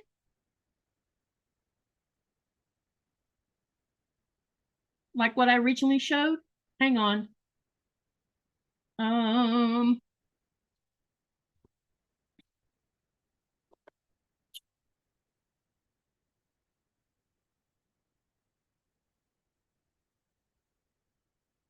don't know if I have enough solid now to do it like this, but I'll try.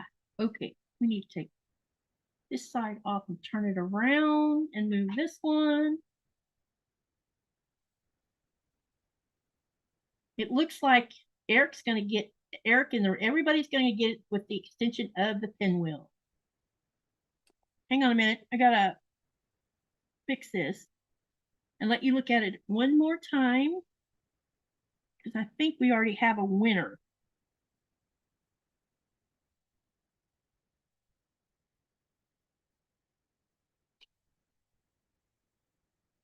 I'm pulling all the solid off so I can reroute it again.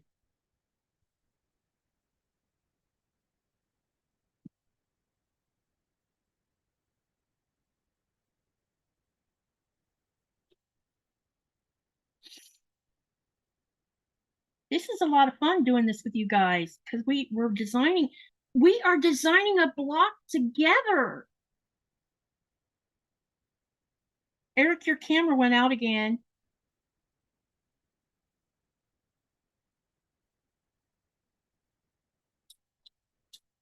So we all are a designer of this block. Isn't that cool? I need to take this off.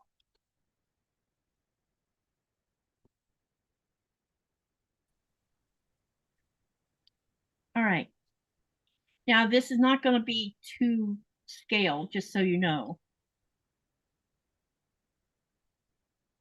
Did both the cameras on Eric freeze up or just the one?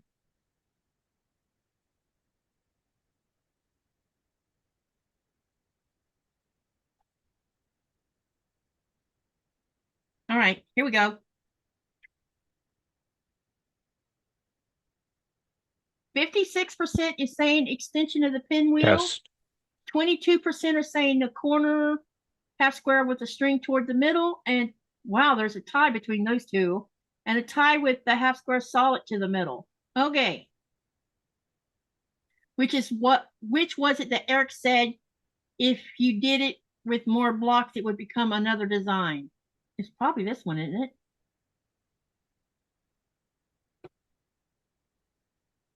I do think what we could do is make this one, do more half square triangles and make each of those combinations, and then come up with a fourth design and then make them all into one big block. What do you think about that? Can you guys hear me okay now? Yeah, I we hear hear an you. echo. Yeah, I only see one camera though.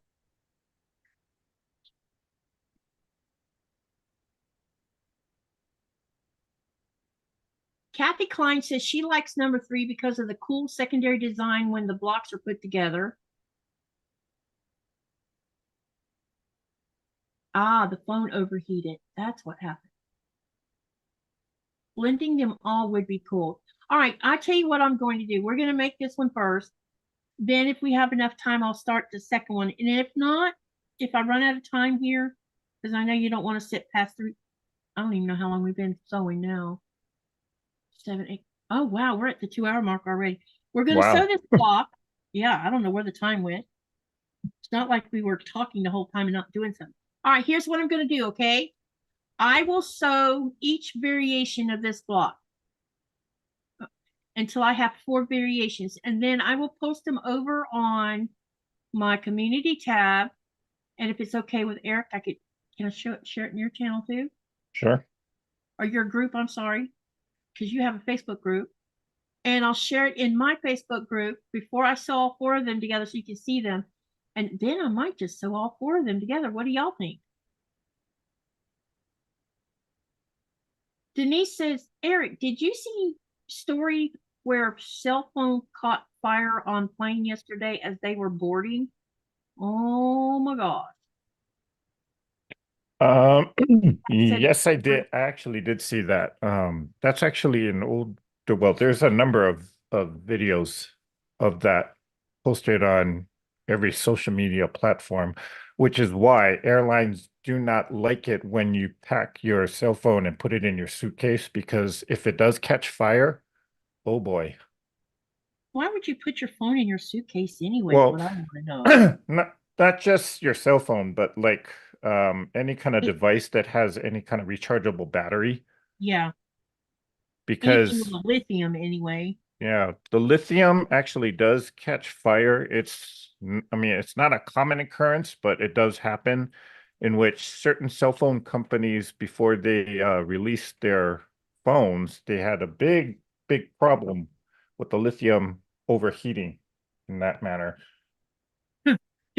Quiltanon says this quilt will be on an antique roadshow in 100 years and worth thousands. That's great. All right, I'm going to go over here and trim these down so they fit the block. So what was my? I said it was 2 and something and it 5/8, I think. Oh shoot, I just grabbed the wrong ruler and cut it to the wrong size. That's okay. There's the right ruler. 1, 2, 3, 4, 5. Well, I like it How I like came that. up 5/8. That is so weird. Be right back, you guys. I gotta cut fabric.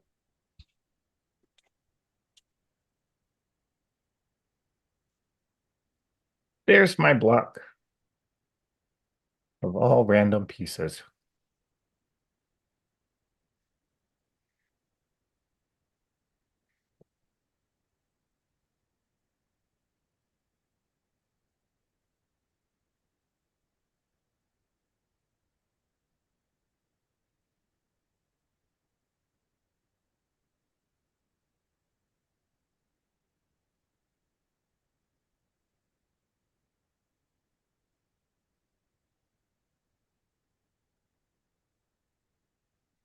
Okay, Sewing with Luane says, oh, okay, that explains why I was told to carry my laptop on board and not my check bag. Yeah. And even when I travel, sometimes I bring camera equipment with me. I make sure that it's on the carry-on and not in the check bag.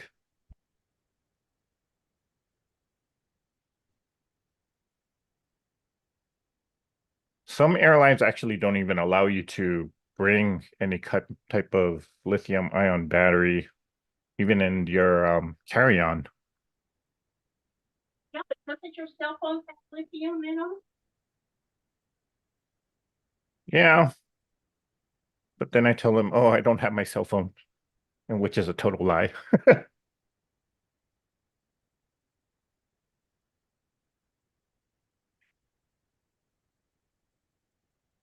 Well, thank you, Joy T.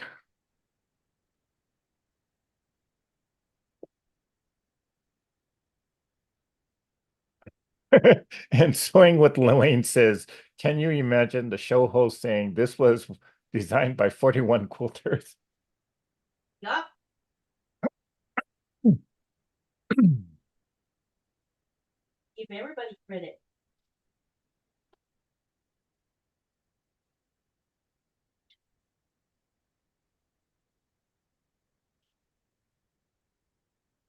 I need to know how long these rectangles need to be.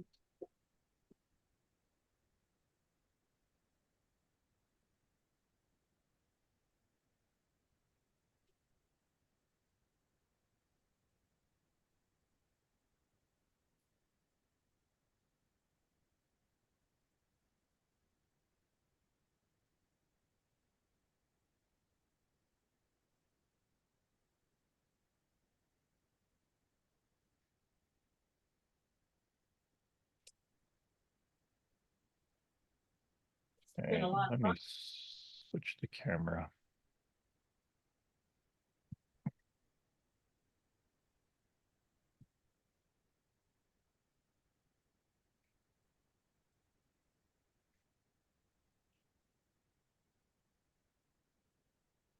Oh boy, this is a very narrow seam allowance that I just did. Okay, in that case, then I'm just going to press it over to one side and break my habit.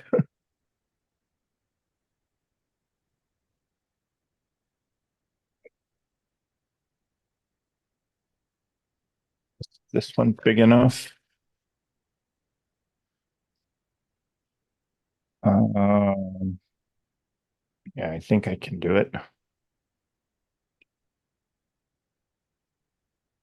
What I'm going to do is sew these rectangles on each of these half square triangles. Okay, what I'm going to do is go ahead and sew these rectangles to each of these half square triangles. It's going to extend out the pinwheel.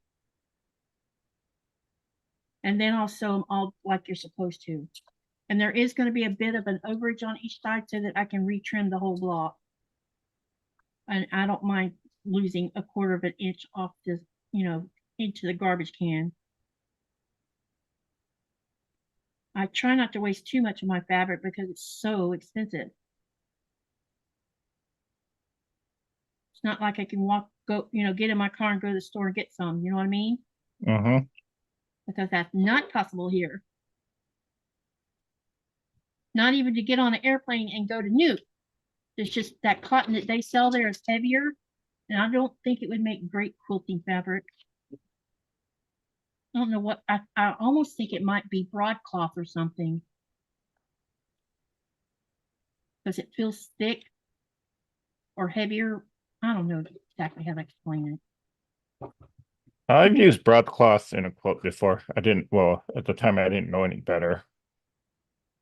I guess you could use broadcloth if you're making things that are not requiring multiple points in the center. You know what I mean? Yeah. Okay, this one's a little short. I don't have a point or a corner right there, but I'm not going to worry about it because it's going to disappear in the seam allowance anyway. Yeah, I in this pinwheel that I made, there's a little sliver right at the point, and I know it'll disappear. Okay, give me a minute and I'll have these four sewn together on the rectangles, and then we're going to line everything up and sew it. And Luane had a point there, and I'm going to put that in my description box. This block was designed by 41 quilters in Alive. So everybody gets credit. And people who read are going to be like, wait, what?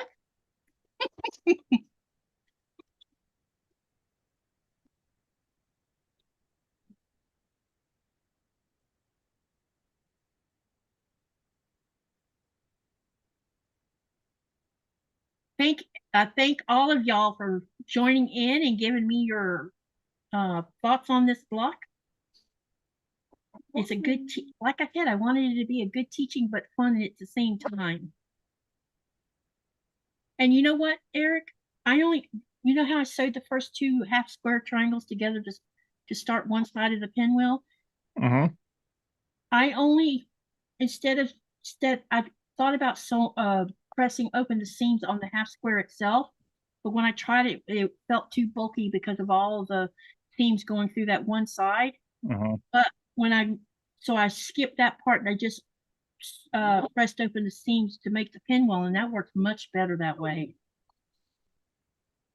Nora, I am busy.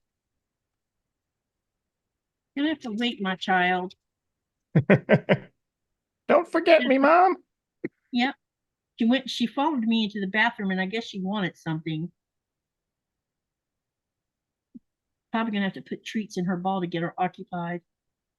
Oh, Donna Hoskins says Antique Roadshow highest quilt was $1.5 to $2 million on a Navajo quilt 2021. Wow. Wow. Wouldn't that be cool if you made the quilt and then sold it for that price?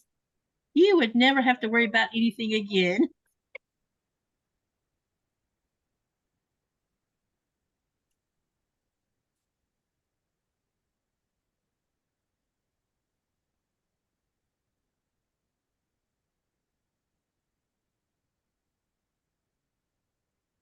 Okay, now we got those on here. Hello, So Blessed by Jess.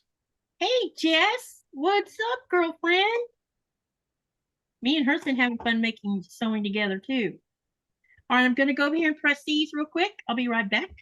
Okay. And also, will you entertain them for a minute while I go put treats in this ball so she'll stop being annoying? Sure. La da da da da da da da da da da da da da da da. Oh, let me switch cameras so you can kind of see me dance. Da da da da da da da da da da da da da da.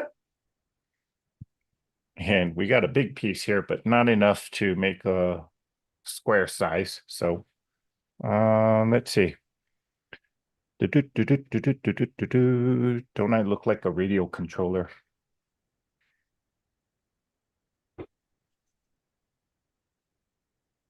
And Sewing with Louise says, I keep telling my mom all she has to do is leave her quotes, as my sister would have no idea of the value of them. I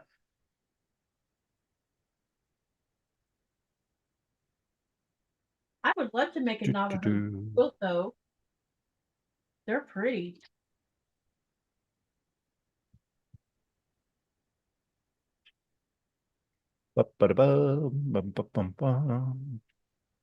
Whoops, turn the camera off. Let's go back to that.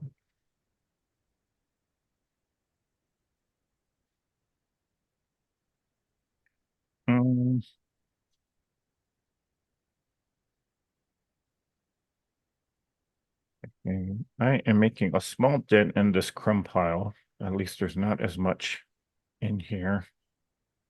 Well, that's good. A dent, but a small dent, but a dent, which means progress. I keep grabbing this piece, so let me just use it somewhere. But first of all, let me trim it down so, because I got a awkward cut. Now, can do that with it. Yep. Let's go with this.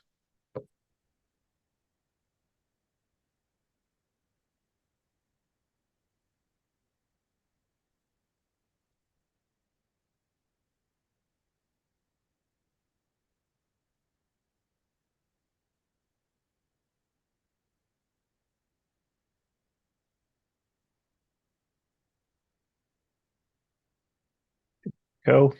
So that white piece on there, you just kind of trim that off.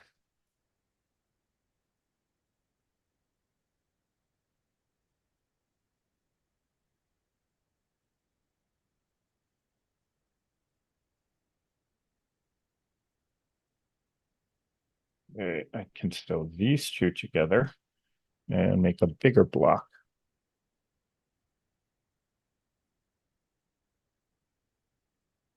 You know, I just realized something.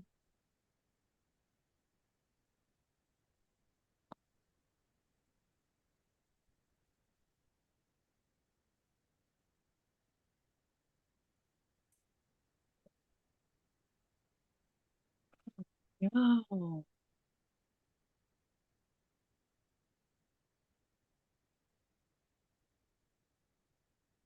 Sophie's on the wrong side. Mm. I wonder if I've done all of them like that. Nope, this one's fine.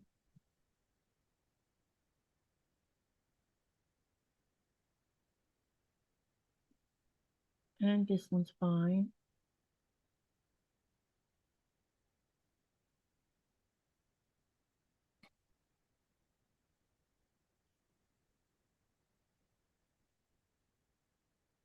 You know what I realized? I put these rectangles on here instead of doing like half blocks or blocks where you had multiple seams. You know what I'm saying? I definitely sewed this one on the wrong side.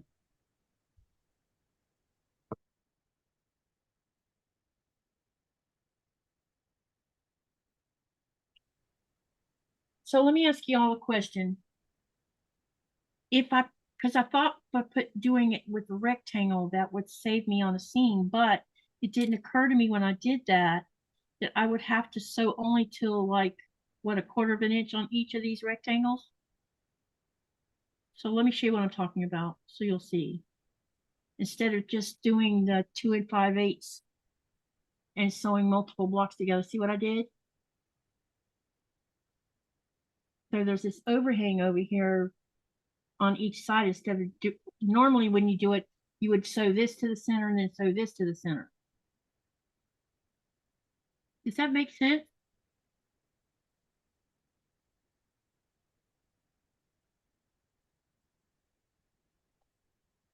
You could just do a partial seam. So So on tell your me how to first, do, tell me on how your to do the parcel seam. So on your first piece, you only sew half of it, leave the other half open. Then you can sew on, so take that top piece, for example, you just sew all the way up to where if you're going from the string piece, just Yeah. sew that string piece on and stop right where you hit the solid.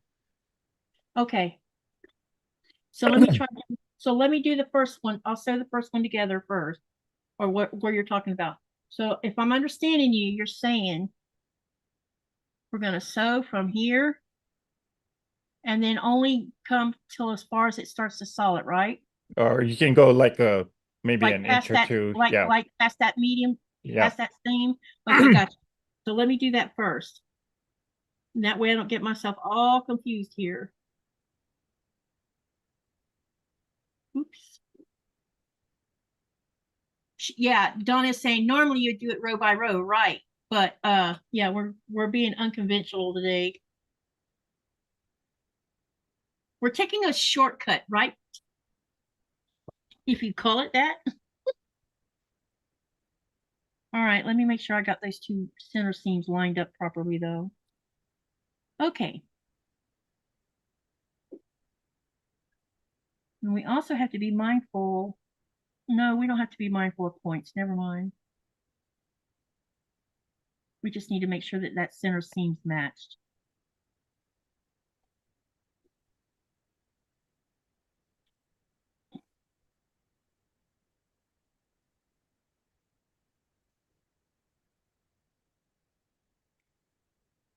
Okay, got it.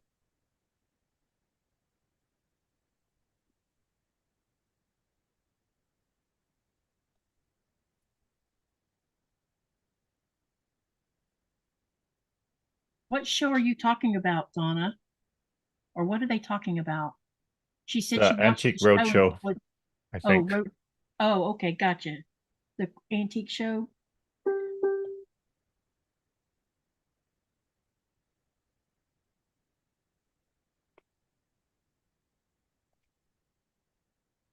Man, there's going to be some thick seams in some of this. Oh, I see what the problem is. It's this interface is being a butt.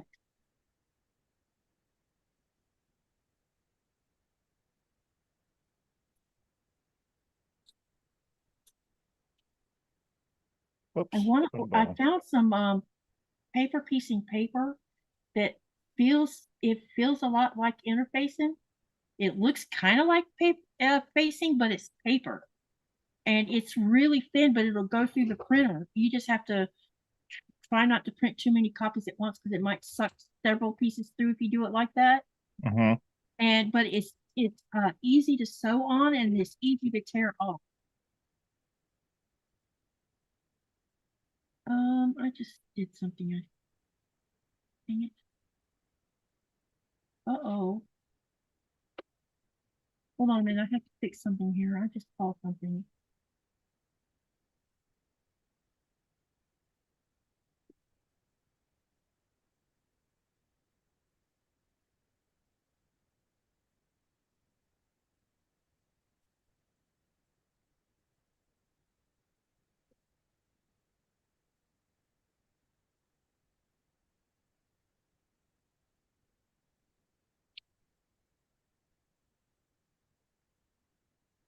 Hello, Okay. Mama J Enterprise. Hey, Andrea. All right, I could take that pin out actually. All right, let's pick up where I left off. And That's Quilt fine. says she likes the block on your design wall. I think she's talking about yours. No, she's not. She's Oh, this not. She's talking about your circle. talking about my mandala or the love blocks. Which one are you talking about? The mandala or the love blocks? So how far should I go into this solid? Maybe halfway? Yeah, as long as you got an opening at the bottom of it. Okay, gotcha.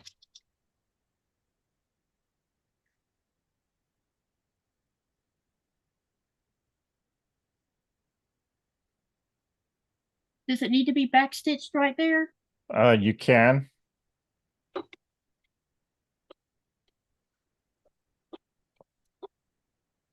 Because normally I don't put back stitches on here. But we're going to be messing around with this end of it.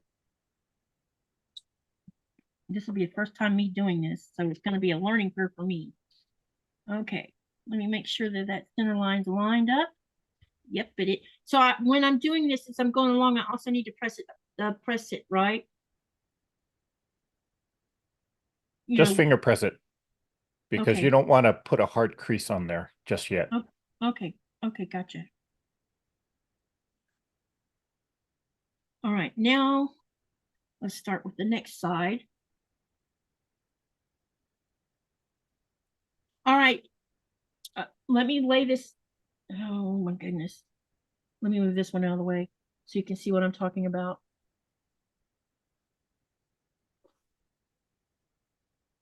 When I join this side right here, this right here. No. So what you're going to do is you're going to join the other side where your hand is right now.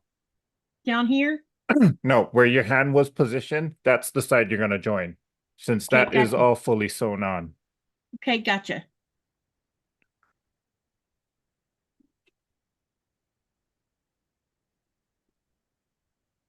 And that is the one that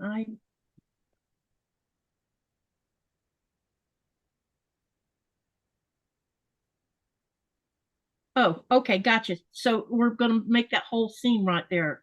Right. So you're gonna basically sew all the way around, and then when you get to that or when you sew on that third piece, after you sew that on, you should be able to take the top piece and sew all the way through. So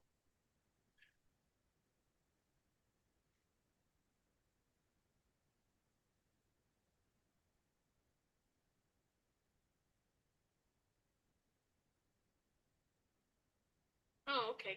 Because I'm gonna have a little bit of an overhang on that one side because I don't know what I did, but look what I did. See that down there? I mean, right here. you can trim it off. Okay. All right. So it's okay to be like that. Okay. Yeah. Gotcha. All right. Because I was making sure I didn't do something wrong. Go ahead and pin this together. Elaine says, if you've ever wondered what to do with oh so foogly fabric, this is a great project for them. Laugh out loud. I was going to try to make sure I didn't pronounce that in a naughty way.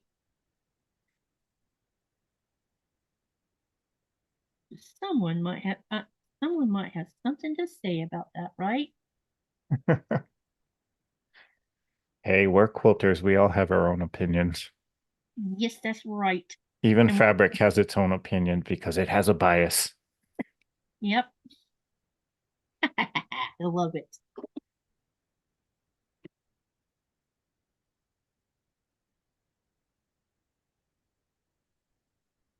So here's a question I got for everybody. How many of you have tried sewing a string block after watching the first video, or even might be inspired to do something with the string after watching this?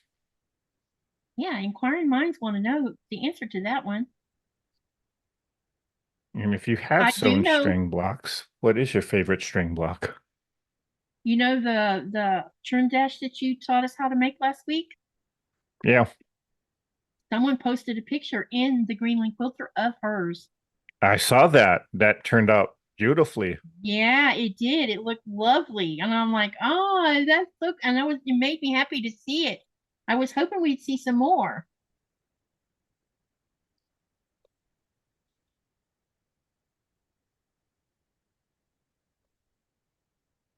She's already managed to get all the treats out of that ball.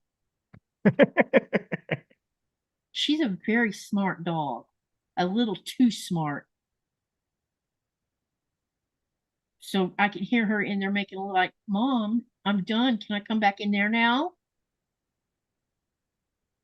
And if I don't go let her in, she's going to get louder about it.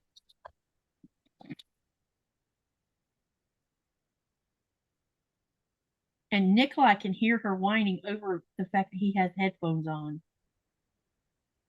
Because he puts headphones on when he's gaming. I guess it helps him get fixated on what he's doing. Or, I don't know, helps him concentrate.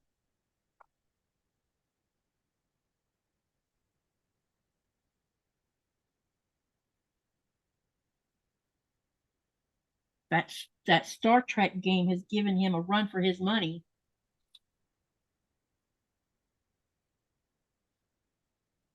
He plays another game that's like a war game, kind of like, where you have ships and submarines and everything else in them. And you can while you're trying to gain inventory, you can let it be automated and walk away. But every time he walks away, Eric, someone goes and blows up one of his ships. And then when they blow up his ship, he loses all the inventory that he was trying to collect. Oh gosh. And so he gets feisty about it.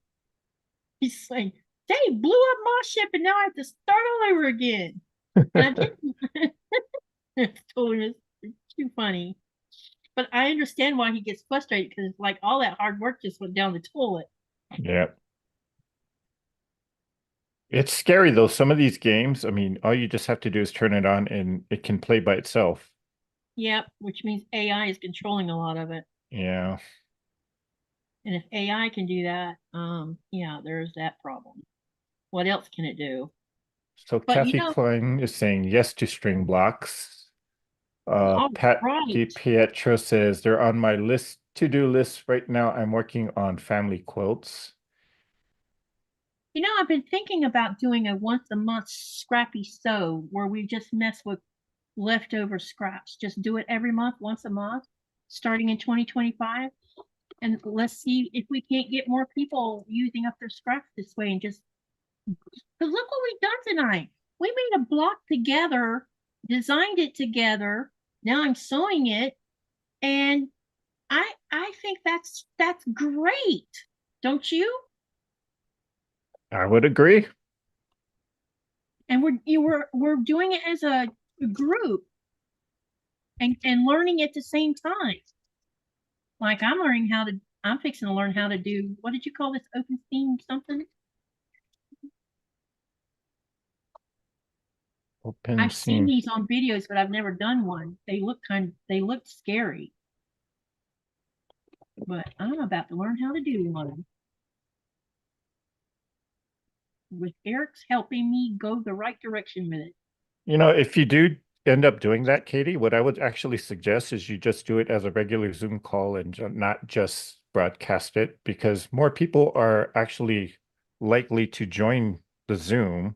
And if it's not broadcast, because some people got security issues in which they don't want to be broadcasted on a YouTube like this. Mm-hmm. So if you do like a scrap club, you could actually do it on a Zoom call and then have people join you on that Zoom and you guys can all chat together. See, a great idea. And that's a good way to get to know more people. Yeah. Now I can press the side, right?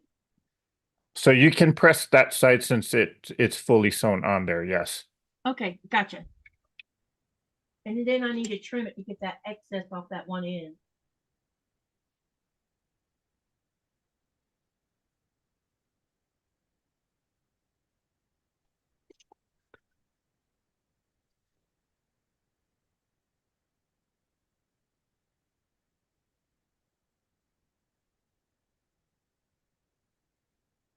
Yeah, because I've been hosting a once a month Zoom call with some of the subscribers, and they have appreciated that because you get to actually chat somewhat face to face with everyone.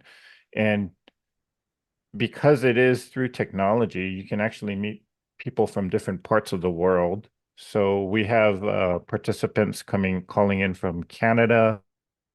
We have one person that usually joins us from all the way from the countryside of France. Uh-huh. We've had people or I've been on Zoom calls where we had people from Australia. And then of course all over the US here. So it's a lot of fun to do. Sounds like it. That's a great idea. I hadn't thought of it that way. Because, we have paid members, but these same paid members are also paid members on other people's YouTube. And it's hard to compete with just a, but if I set up a Scrappy Club, that might get more come that way, whether they're a member or a subscriber, Yeah. and we could all sew together and design blocks together. All right, I need to turn around a bit so I can get. Okay, so hello, Branca. Hey, Branca or Bronca. Branca. Frank says he loves Scrappy.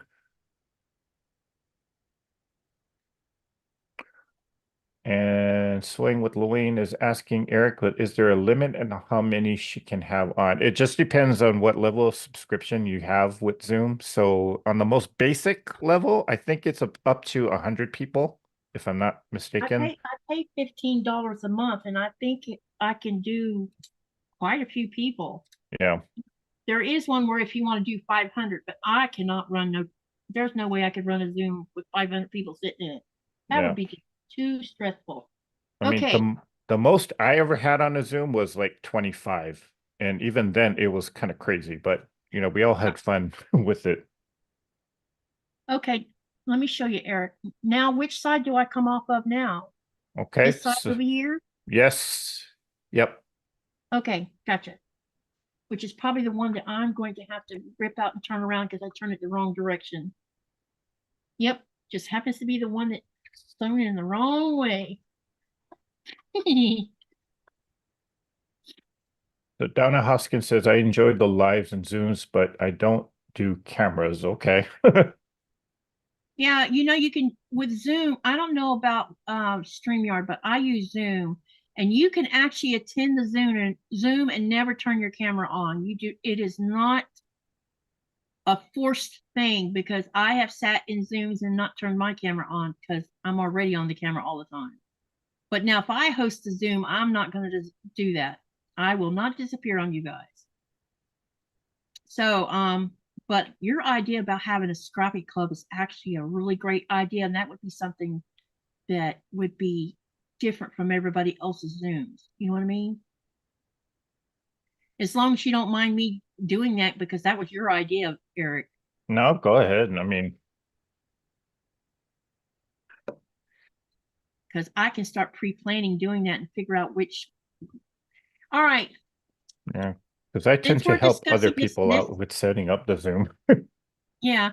Well, I am going to ask, I'm going to start another poll. Well, I need to cancel the other one, don't I? In this poll. I want to know, this poll is going to be, I can do a Zoom any day of the week because I don't have a job except during the summer months. But I'm pretty sure a lot of you have jobs. So let me see.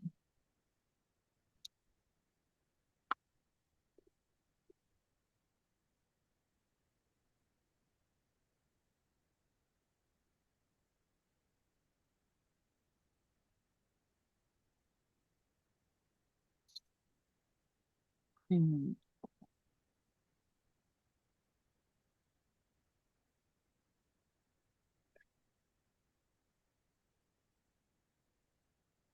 and the reason I'm asking this in such a weird way is because I don't want to start a Zoom at 10 o'clock my time. Don't want to do it. Yeah, I can understand that. But if I so the question is, which would you prefer to do in a private Scrappy Zoom call? Weekdays in late afternoon, or weekends late afternoon? And we would have to decide which is better for you guys, Saturday or Sunday. And I don't know, hang on. Let me add one more. I can't put one more option because that'll just move up the poll. All right, let's just start out with weekday and late afternoon or weekends late afternoon. Let's start with that first, okay? And I have to take some words out of this. Mama J says, just don't do it on Friday, Saturday, or Sunday. Everyone and their brother is on live. Well, that's what I'm saying. Yeah. Either it's a lot. Well, see, you can watch replays of a live. So there's that. But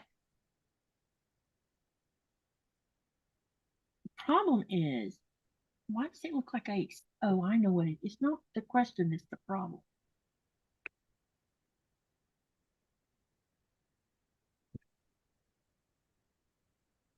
Yeah. I'm going to use like a shortcut. PM means afternoon, just so you know. Because this poll thing limits how many you can put in, how many words or characters. The Zoom that I do is on Saturdays afternoons. Of course, that is Pacific time, in which the people that join, they understand that they are not, or they're on the Zoom and that they're missing out on other people's lives, but they also understand that you can always watch the replay of that. And since it's once a month, you know, if they want to join the Zoom call, they would have to wait for the next month if they don't do it. So a lot of people just end up joining the Zoom, and then you know, they just catch the replay of the lives that they miss out on. You know what? We're going to do this in the channel because this thing's giving me a hard time. All right, listen. Here's what I need for you to give me feedback, and only I'm giving you two choices. Weekdays, late afternoon, and next to your name, when you answer these two questions or the two choices, put next to it either weekdays late afternoon or weekends late afternoon next to your name, and let's see which one gets the most, because the poll is not letting me do what I want to do with it.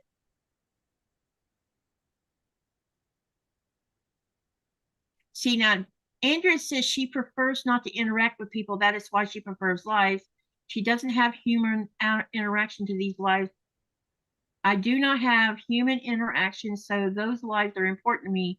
I rarely watch a replay unless I am supporting a channel support. That's interesting.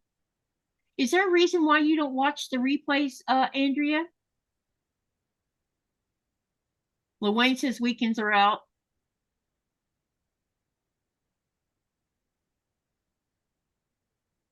Bring stuff on this cup holder. Because if I set this up, I would want to set it up at 4 p.m. Eastern Standard Time. Because it's a perfect hour for me, because I can start it at 7 and we can finish between 9 and 10 o'clock my time, and I'm done. If I started at 9 o'clock, there's no point in me doing it. I'm already tired. Pat says weekdays. Yeah, I'm talking about a Zoom. Andrea, you can come into a Zoom and never use a camera, just so you know. You can listen and actually voice your opinion if you want to, but I don't. And I think I can set I think you can set the Zoom to captioning, can't you? Yeah, you can, actually. All right, I'm getting sidetracked. I'm supposed to be taking this block apart and then getting it turned in the right direction. All right.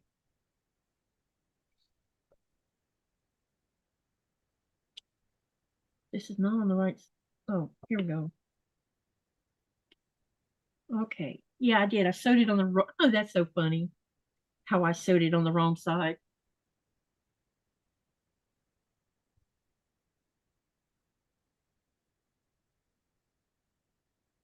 And Andrea says she supports over 100 channels in designing and sewing, so it's just hard for me to watch everyone. Yeah. Yeah. I do support a lot of channels as a subscriber, but I don't keep up with everybody because it is overwhelming.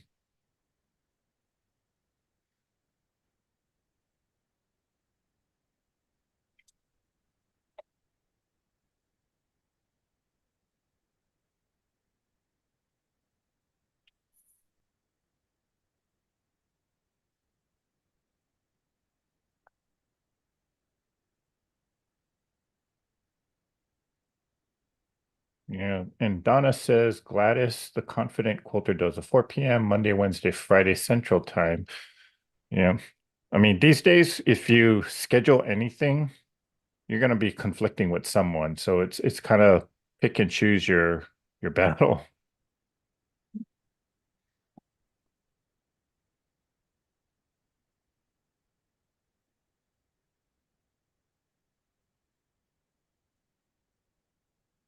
But like I said, lives can be rewatched as replays also. Because I would only be doing this once a month, not every week.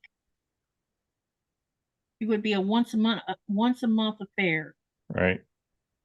So if it conflicted with someone's live, you have the ability to go watch the replay if you're interested in joining into Scrap Sew. Just saying, because that's what I do with Becca. You know, I'm part of Becca's VIP, and when she does her Zooms once a month, which is the last Sunday of every month, it happens to be at the same time as Ian's lives and a couple other people's lives. And I go back and just watch the replays of the lives if I'm following them. Now, keep in mind, this is only a suggestion. We're not saying everybody has to do this. Yeah, we're So not it's your saying you have choice. to. That's right. It's up to you. But if I don't want to, well, what I will say, and I'll probably write about it and get more input. If you're interested in coming to them, then I would like that feedback. If you're not, then I need to know that too. That way I can see what percentage of people actually would come versus how many are not going to come because they don't have the time. Because if only 2 people come, it's not, is it worth it?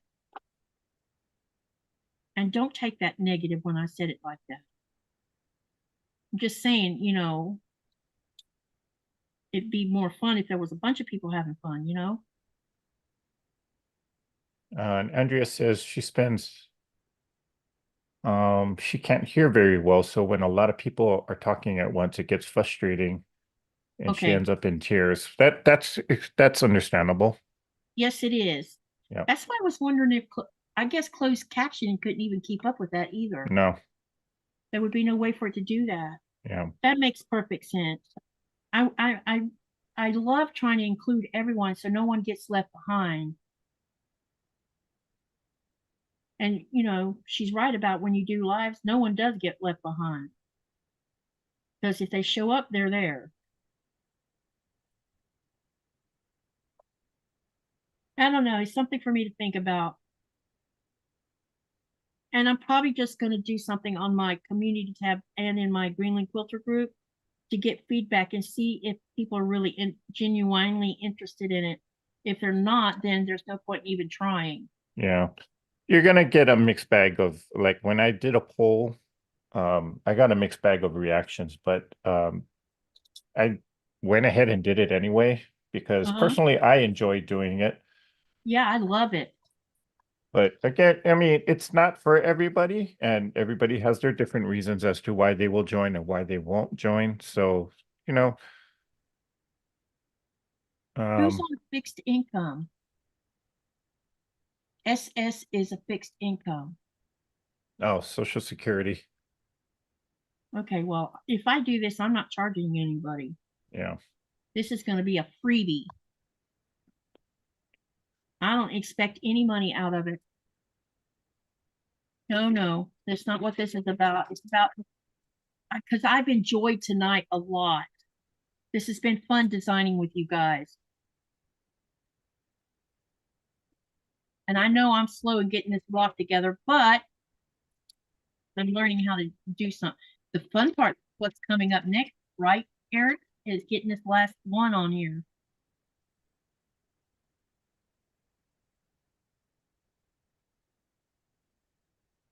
All right. We're almost there too. And I got to go trim 2 sides off before we get ready to sew that last piece on. I'm going to have to use the bigger cutting board. First, let's do this. Oh, uh-oh, this one's not lined up right. It moved. Well, might just leave it because it looks like it's supposed to be like that anyway. Okay, I'm going to leave it. That's what I'm going to do.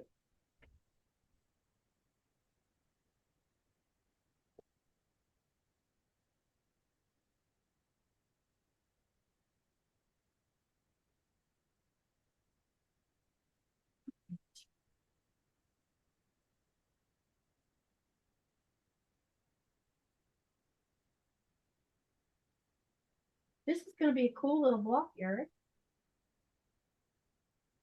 Still there? Yep. It is.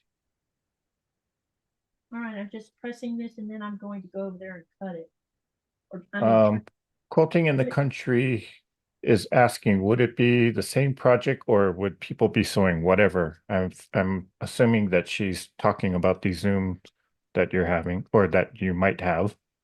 Yeah, this Zoom is going to be about taking your scraps and creating whatever you want to out of them.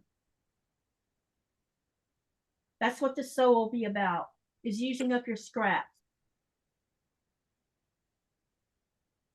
It's not, I'm not going to have like, we're going to make this kind of block or we're going to make this kind of quilt. We are just going to be playing with our scraps.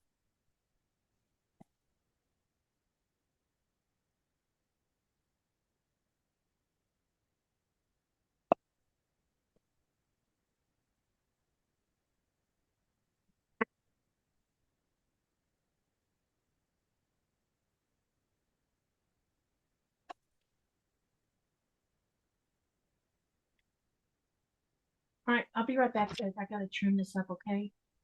Or get this excess off both sides so you can walk me through how to do this.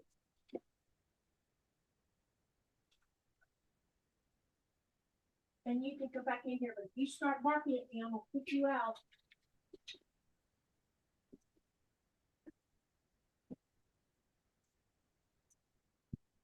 I got a lot of bigger pieces, but now it's time to sew these bigger pieces together.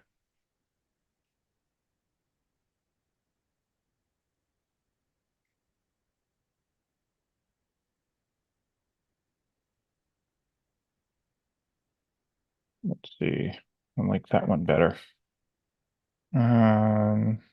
Close enough.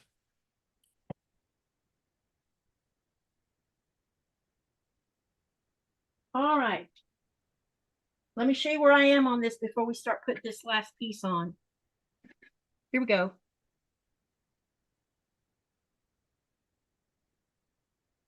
Nice. Hey, Mona. Hey, Mona. Andrea says it's her mission to help small channels. I have a few of my favorite large channels I support too. Yeah, I've been spending a lot of time trying to concentrate on being in all the small channels more than the big ones because we're all little people that need help. Andrea says she gets fabric donations and people buy things from her Amazon wish list, so it balances out. Okay. Now, when I get ready to join this, tell me what I need to do. I'm assuming that I need to put this one back. Yeah, so don't overthink it. Just sew that portion like you normally would. Just ignore that extra piece there. Okay. I need to have this folded though, right? Or no, you said don't. Yeah. Think. Okay, gotcha. So just push that out of the way and then just sew that piece on like you normally would. Okay.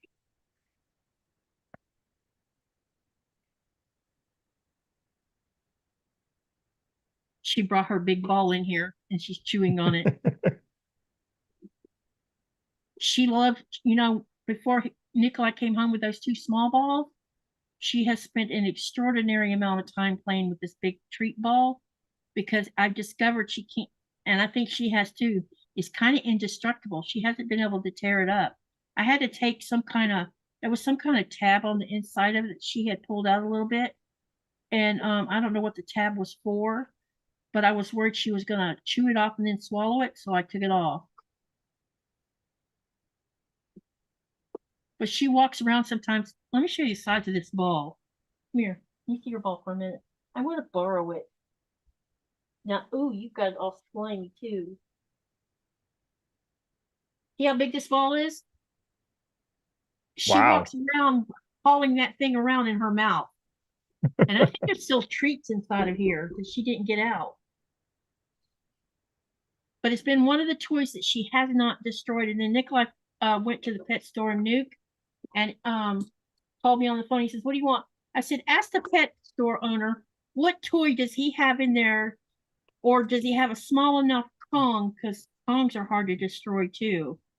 That my Dotson can't destroy, because everything we have bought her up till now, other than that treat ball, she has demolished within a few minutes. Those canvas toys for dogs that says that they're supposed to last forever for any dog, she tore one of those up in a matter of hours. Wow. Because she's got this prey drive going on that's crazy with her. So now I understand the meat, because they say that a standard Dachshund can kill a fox, go in the fox's den, pull the fox out and kill it all by themselves. They don't need no help. And I can see why, by the way, she's so destructive on toys. And she crunches through bone like it's nobody's business.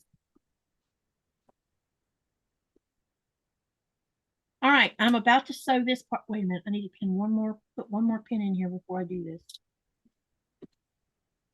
And then we're going to sew this on. Okay. Keep everything out of the way that doesn't accidentally get caught in the seam.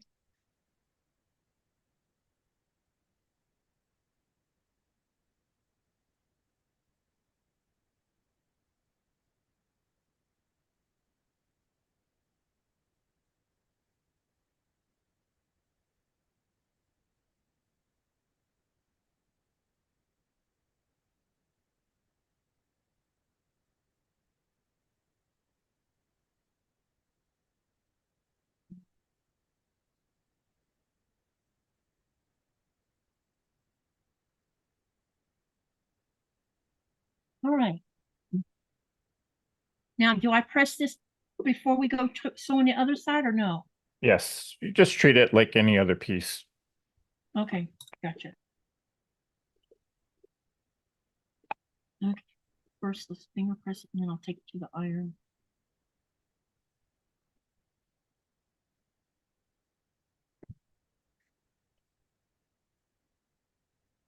This is the first time me doing this.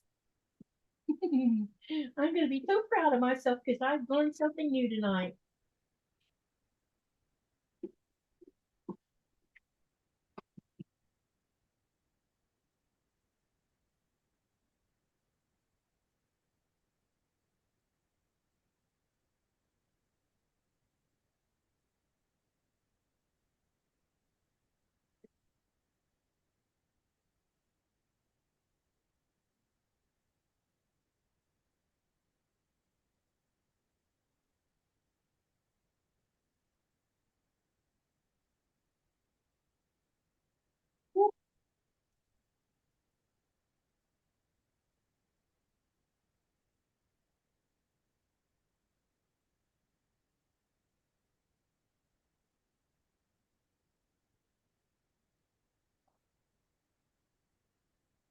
Oh my gosh, it's coming together. All right. Tell me what to do now. I just flip this back, right? And then just sew it to the end, correct? Eric, right? So with the original seam, you're going to wherever you stopped your stitching, you are going to start, but just overlap it a little bit, Okay. and then just sew the rest of it down.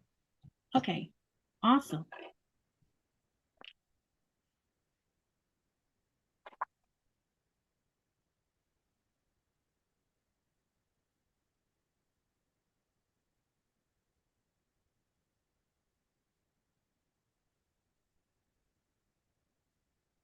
And then y'all all get to see what your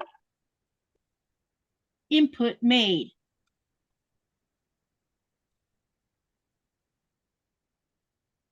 I'm going to have to trim. This has extra on the end too, which I knew that was going to happen. Ew, I made a big boo-boo. Oh, well. Uh-oh. Okay, now let's get started. So I should probably go back into the other seam about 1/4 of an inch, right? Yeah. It would take a little.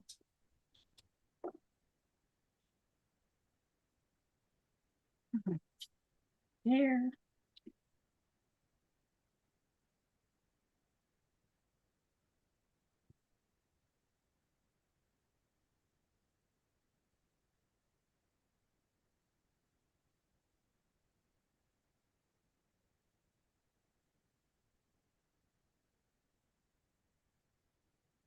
And then we're going to go press it.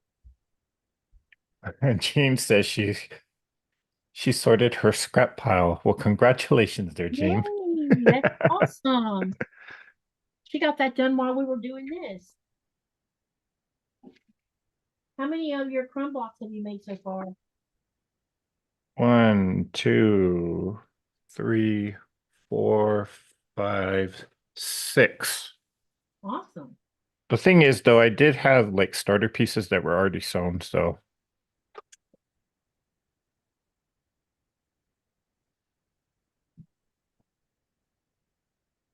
Kind of like I have some smaller pieces of that I started but haven't finished.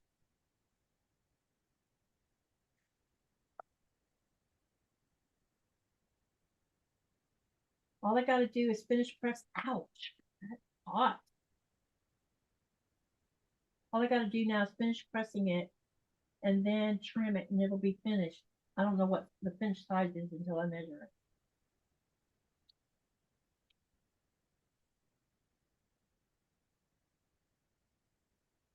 And we're going to have a nifty pinwheel made of strings.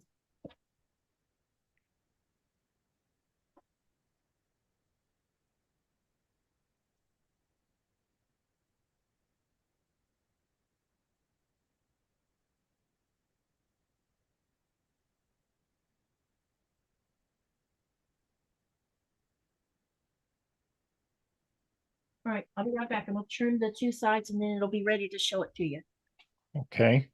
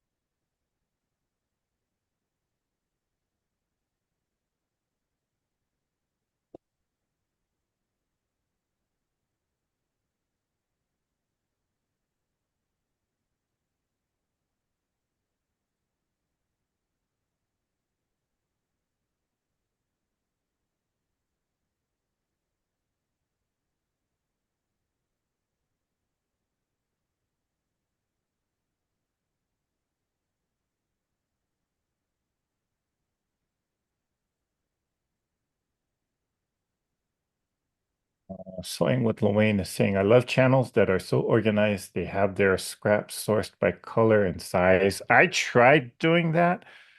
Yeah, I just kind of stopped. Well, I still sort according to color somewhat, but I stopped sorting according to size because I just found that there's certain sizes that I just don't even use. So I'm kind of questioning to myself, why do I even bother?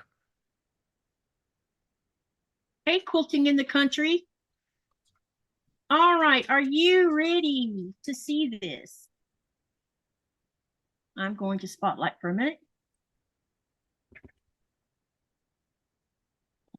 Ooh.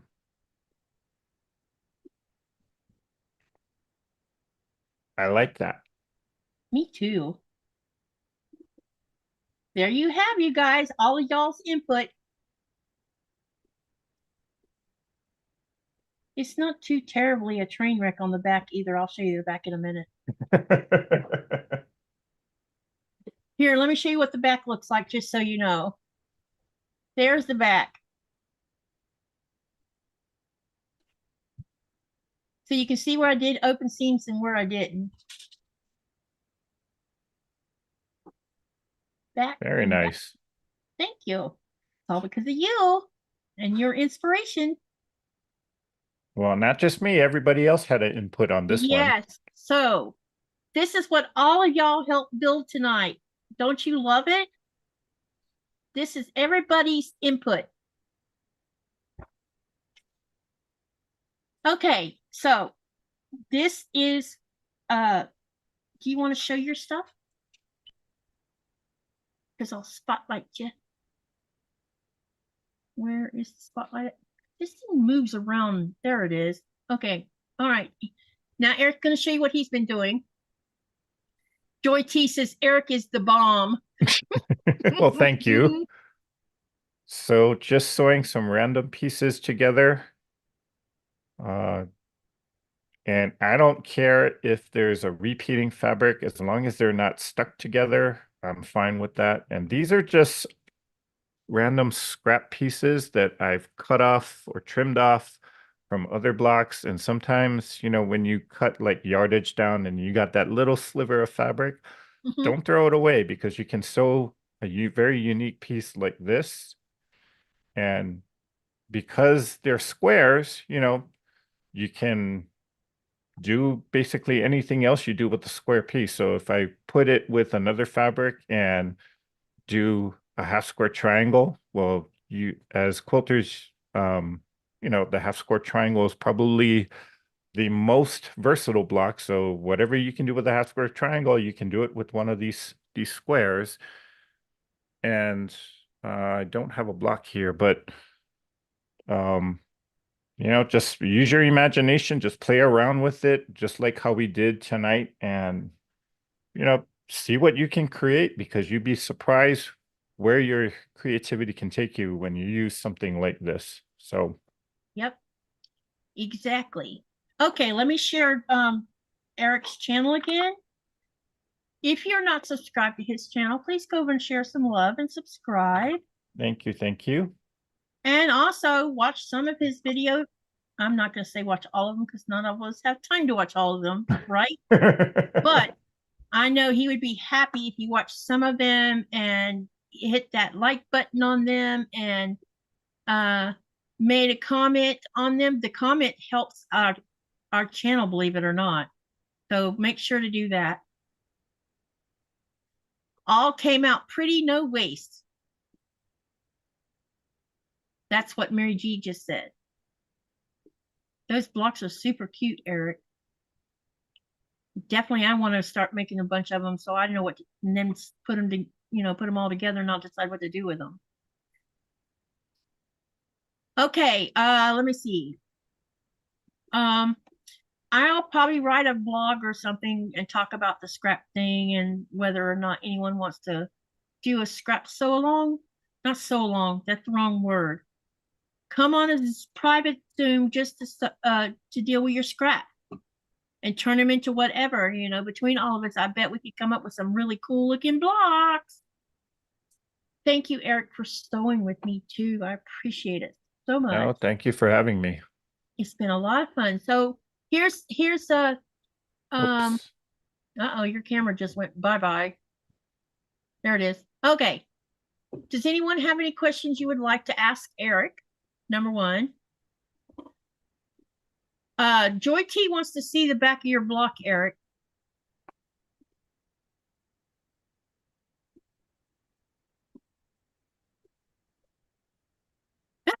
Did you see what Denise said? Denise says, I can't hear that. Next, I will be saving the threads I cut off.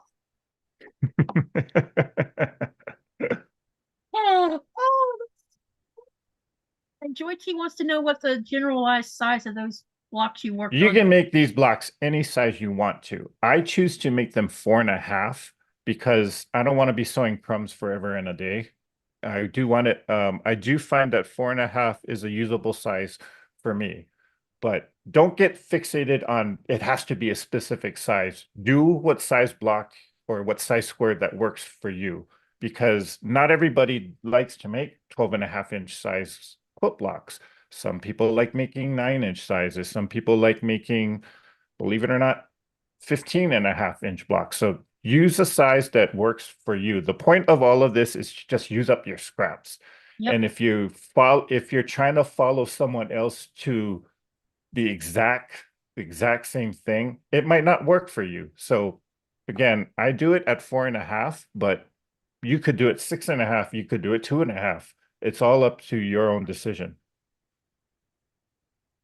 Andrea says, are you ready for Becca and Tiffany coming to Las Vegas for a visit? Depends on when they come, because actually I'm hitting into the busiest time for me. Joy wants to know what size the Pinwheel. It turns out that it's a little bit weird size.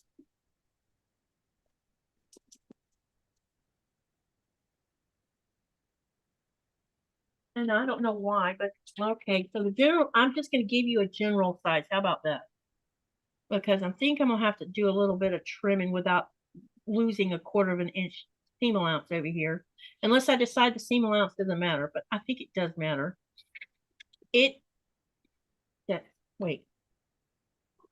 Remember how I said I was having eighths in this block? I don't know how that happened because we started out with a 6-inch string block.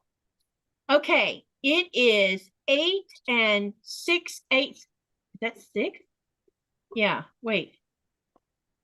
Let me count these little hash things. Actually, it's 8 3/4.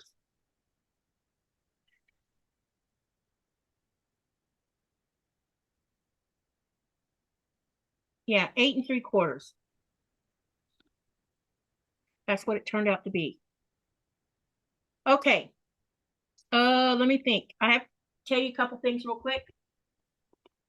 Make sure you keep an eye out for a premiere for my 6. Oh, I have 2 things to mention about this.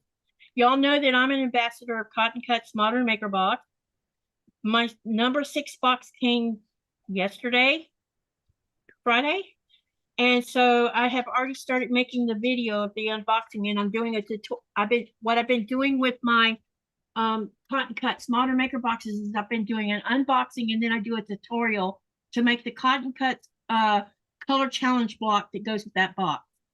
And then I've done more pre-records of it than I have lives, and I think I'm going to stick with the pre-records because it's simpler. So I have already started the pre-record making of that video, and I should have it out sometime next week. I just don't know which day yet. So stay tuned for that. I am doing a pre-record interview with Courtney of Pieces and Love, or whatever. Pieces and something. Pieces, Love, and Quilting, I think. Yeah, I think that's what it's called. Yeah. So I'm doing a pre-record interview with her tomorrow.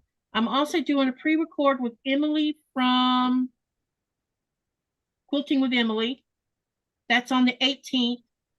I'm doing, oh my God, I'm so busy this coming week. So I have a pre-record tomorrow, a pre-record the 18th, a pre-record interview on the 19th. So 3 days in a row I'm doing interviews. On the 22nd of November will be my premiere interview with Lynn of Soft Squares. That'll be Friday. But Thursday I'll be doing a live, and it'll be with Nikolai, and he'll just be probably working on Legos or whatever. And then Saturday morning on the 23rd, I'm going to Donnell's channel on her live, which will be early afternoon for me. And then Saturday night, I don't have anybody written down to come sew with me on Saturday night. I don't know. I may end up sewing by myself unless I find someone who wants to come and sit and sew with me. If you know somebody that's interested in sewing on Saturday night or Saturday afternoon, let me know. And then on Tuesday, November the 26th is going to be the live where me and Nikolai sit down and we talk about me moving to Greenland. We're not going to be repeating our story. What we're going to be talking about is I'm going to talk about what it was like from my perspective to move to a foreign country. We're going to talk about Greenland. We're going to talk about folklore, culture, history. I don't know how much we'll get through with it because I'm going to try to keep this around an hour. And if we discover that we want to talk more about it when Nikolai comes back from his mistress, we'll probably make another video and pick up, or another live and pick up where we left off. In the meantime, I'll be posting some stuff about that particular live. And if you have questions, when you see where I post, because I'll be talking about, do you have questions you want to ask? It'll be posted in the quilting group. It'll be posted in the Live in Greenland Facebook group.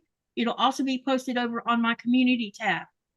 If you want to ask questions for the 26th, you have to make those comments in one of those 3 places, because Nikolai will be gone on the 28th. He's going back to his mistress, and he will not. And then we are going to meet each other around the 11th of January in Denmark, because we're going to go pick up a puppy, go see his dad. We have plans. Okay. So yes, very busy, but good busy, very good busy. All right. So thank you for coming to the live tonight. Thank you, Eric. Tell them one more time about your channel and when you post your videos and such. So my channel is called Treasure Heart Creations. I'll do live sessions every Tuesday night at 7 p.m. Pacific Standard Time. And once in a while, I'll do another live session on a Saturday night. So if you're a late night crafter, you can come and join me. I think I will actually go on live later on tonight. So I'll do a lot of I do a lot of quilting related things, but then I also dabble in a lot of other crafts too. I don't have a regular upload schedule in terms of doing edited videos. I just kind of do them as I go. So, but I try to stay consistent with doing that 7 p.m. YouTube live session. Again, that's Pacific time. So you can join me there. And it's a lot like what we just did, although it's just usually me sewing and chatting with everybody. But yeah, that's me. Awesome. Okay, so thank you for coming tonight, everyone. Thank you, Eric. Thank you for all the input that you guys got involved in on making this blog. Yes. I really thought this was fun, us designing together. And I would love to do more of something like this where you can put your input in and, we go from there. Andrea says that she loves your wreaths. Well, thank you, Andrea. I think anything you make, I like those ball things you make. I don't know. There's something cocoa balls. I can't think of the name of them. Oh, the ornaments? Yeah. Yep. I love those too. All right. So remember to live, laugh, love, dream. And what do you do from all of that? You create something. So have a nice night. See you on the next video. Good night. Good night.